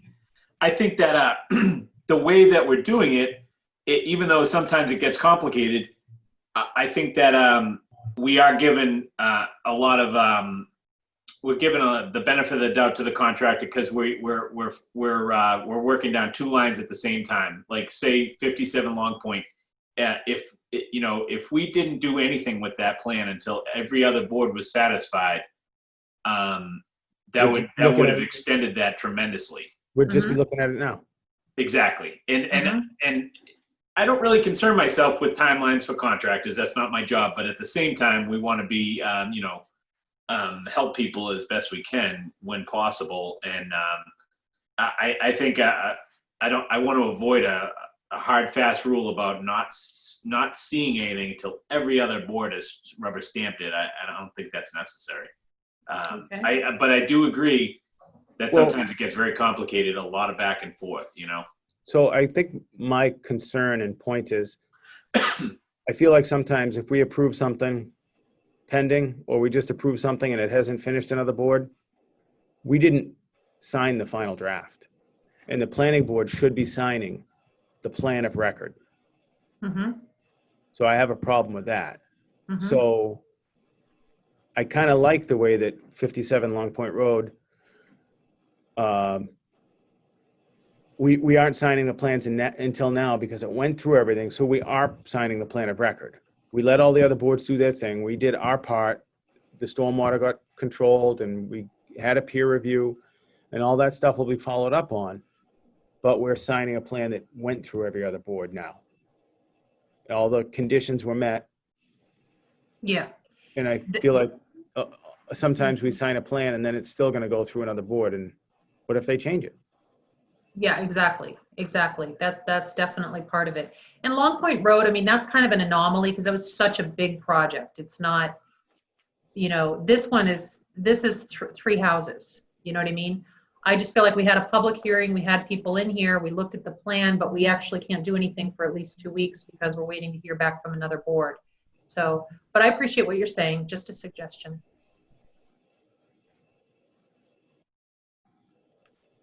You have on the agenda advertising and certified mailings as well? Yeah, the advertising we had talked about last time, I was saying how we couldn't advertise that Jamie had to pay for it because our bill hasn't been paid yet. Kind of trying to maybe set something up so that's what engineers actually do, that they do pay for their own advertising. Yeah, I love it. So, and, you know, and then I just bill them, and it seems kind of duplicate work. Yep. Do we need to require a copy of the bill evidence? I guess we don't care. We just want a copy of the ad. We don't care whether they paid the bill or not. That's not our problem. We just want to see that the advertisement has been done. Yeah, like I had mentioned, maybe putting kind of like a disclaimer in with the application that they sign that gives us the authorization for South Coast to bill them and not us. Yep. Yeah, and we had talked about this at the last meeting. And Yeah, and actually it was on the planner's listserv, and there's same thing, how most towns, that's what they're doing. The engineer or whoever is responsible for the bill, the town prepares it, but isn't involved in that at all. Talk to Bob Bouchard or Lori Kennedy, because they do it for conservation, because that's how conservation has handled it for years. They used to do it the other way, and now, I think I mentioned the last one, the applicant would come in with all the certified mailings and hand them to Joe, and he would match them up while we started the hearing. Mm-hmm. And as long as all the abutters, the notices with the certified mail stamp came back, they were good, but it was on the applicant or the engineer to do that work, just bring you the certified mail stubs. Mark, can I ask a question about that process? Yeah. So he's literally verifying the certified receipts at the very beginning of a hearing. Is that correct? Yep. Do you think that's a little late? I'm just thinking, because then like you've put them on the agenda, the people are there, and then you're like, well, we're missing people. You know what I mean? I'm missing receipts. I remember this was several years ago. We had people when we were rezoning their property, and you know, we were missing people that didn't get their certified mail or whatever, and you know, the whole process had to start over again, basically. I'm just thinking, if it works, I guess. But does Kathy see any problem with that? Like right at the last minute, or should it be all verified earlier than at the meeting? Do you know what I mean? I don't know exactly what the legal ease is to that. I mean, in zoning, right? People. Well, if somebody's not notified, they can file a grievance, and the hearing didn't count. We've had things in zoning where people would complain they didn't get anything, and the attorney would say it was in the newspaper, and that is enough. So I don't know if you actually have to have every single green card back. Gotcha. Something I could look into. The intent. I'm not against that. I'm just merely being the devil's advocate and saying it is prior to a meeting too late to be checking, you know. But if you guys don't feel that, I'm okay with it either way, really. So. I mean, it's definitely like it's something I can look into. Like I said, do you have to have back every single card? I don't know. And right now with COVID, I mean, someone told me they didn't sign for it. It was in their mailbox. And I think that's what they're doing. I see some of them sign, some of them, or they have the same signature. So is it the mailman who's just initialing them? I'm not really sure. Yeah, I don't know. And you know what? I talked to somebody about it today, that every board has a different requirement. Like tonight's hearing is within 500 feet. And ZBA, I think, is within 300 feet. Yes. And I think conservation is a butter contact. Correct, a butter? Yeah. So obviously, depending on the size of the parcel, you could be having 8 or 10 mailings, not 50. Right. And then, like I think I had mentioned, now I looked through Mass General laws, and it doesn't say anything in there about certified. It says a mailing. So does it have to be certified, or is that just something that the town has done? Well, I think that's your proof that there was a mailing, was that it was certified. Yeah, but it doesn't say it has to be certified. There are things in general law that say it has to be certified, but like the subdivision, it doesn't say certified. So I think having it certified can stop somebody from saying, I didn't get Yeah. it. Yeah. And it's proof that it did go out. But then if they're not signing for it, you know, Yep. So is that something that we will need to vote on or do anything if you wanted to change the way that we do the certified mailings and just put it on the engineers? I mean, it's in their best interest to have all of the abutters notified, so they'll probably do a pretty good job of it. You know, because they don't want somebody to not have been notified and screw up their hearing, mhm. their public hearing. I don't know, for now, I'd probably keep it the way it is, only just because with the town hall closed, I'm not here all day long. Maybe something to, you know, look at again within a couple months might be better. Okay. So what else we got? I think we're through that. We got new business is approve a postage bill. Yep, you should have a copy of that. I don't remember seeing it. $200, $230, right, Kathy? Yep. I'll make a motion to approve. Second. We have a motion and a second to approve a postage bill. Roll call vote. Barbara? Aye. Peter? Aye. Michelle? Aye. Aye. Motion passes unanimously. So is that something we'll help put it in the closet and we'll sign it, Kathy? Put it in the closet, yeah. Okay. So last thing is we have an update on the master plan. Yes, I have it. Yay. You're going to turn one page at a time and Like me too. If you want to go home at midnight. Oh, you guys are home. That's right. I'm the only one. I'm not. I'm at my office tonight. So I will put those out in the closet also. You can pick them up. And would you like that on the agenda for next meeting to? Yeah, I think we should go through it and have it on, at least for discussion, because I think we want to vote on that pretty soon to approve it. Or we do want to vote on it, right? Yeah, your next meeting. Yeah. So put the vote on the master plan for approval on the 23rd meeting. And if you can put that, will you be able to get some of that out tomorrow? Those? Those, the letter and Dave Madigan's A&R lot plan. Yeah, like I'll do that once we're done. I'll put all that stuff out there. Okay. Oh yeah, I can see it behind you. Yeah, so I probably will have a chance to go by and sign plans tomorrow. So if that lady needed her signed A&R, I could definitely get it between tomorrow and Monday. Okay. So if anybody else could I also. can definitely get there Monday. Tomorrow, no way. So. Okay. But Monday for sure, I'll be there. I could get there tomorrow. I'll commit to Monday, but hopefully I'll be Peter. Oh, don't forget tomorrow, close at noon. Oh, yeah. Oh, maybe I can't then. Okay. All right. So not that it hasn't already been said tonight, but our next planning board meeting will be July 23rd, 2020. And I don't believe we have any other business in front of the board. Does anybody? I had one question. Jamie was supposed to talk about the GIS. Should I put that also on the 23rd agenda? Ask him. Okay.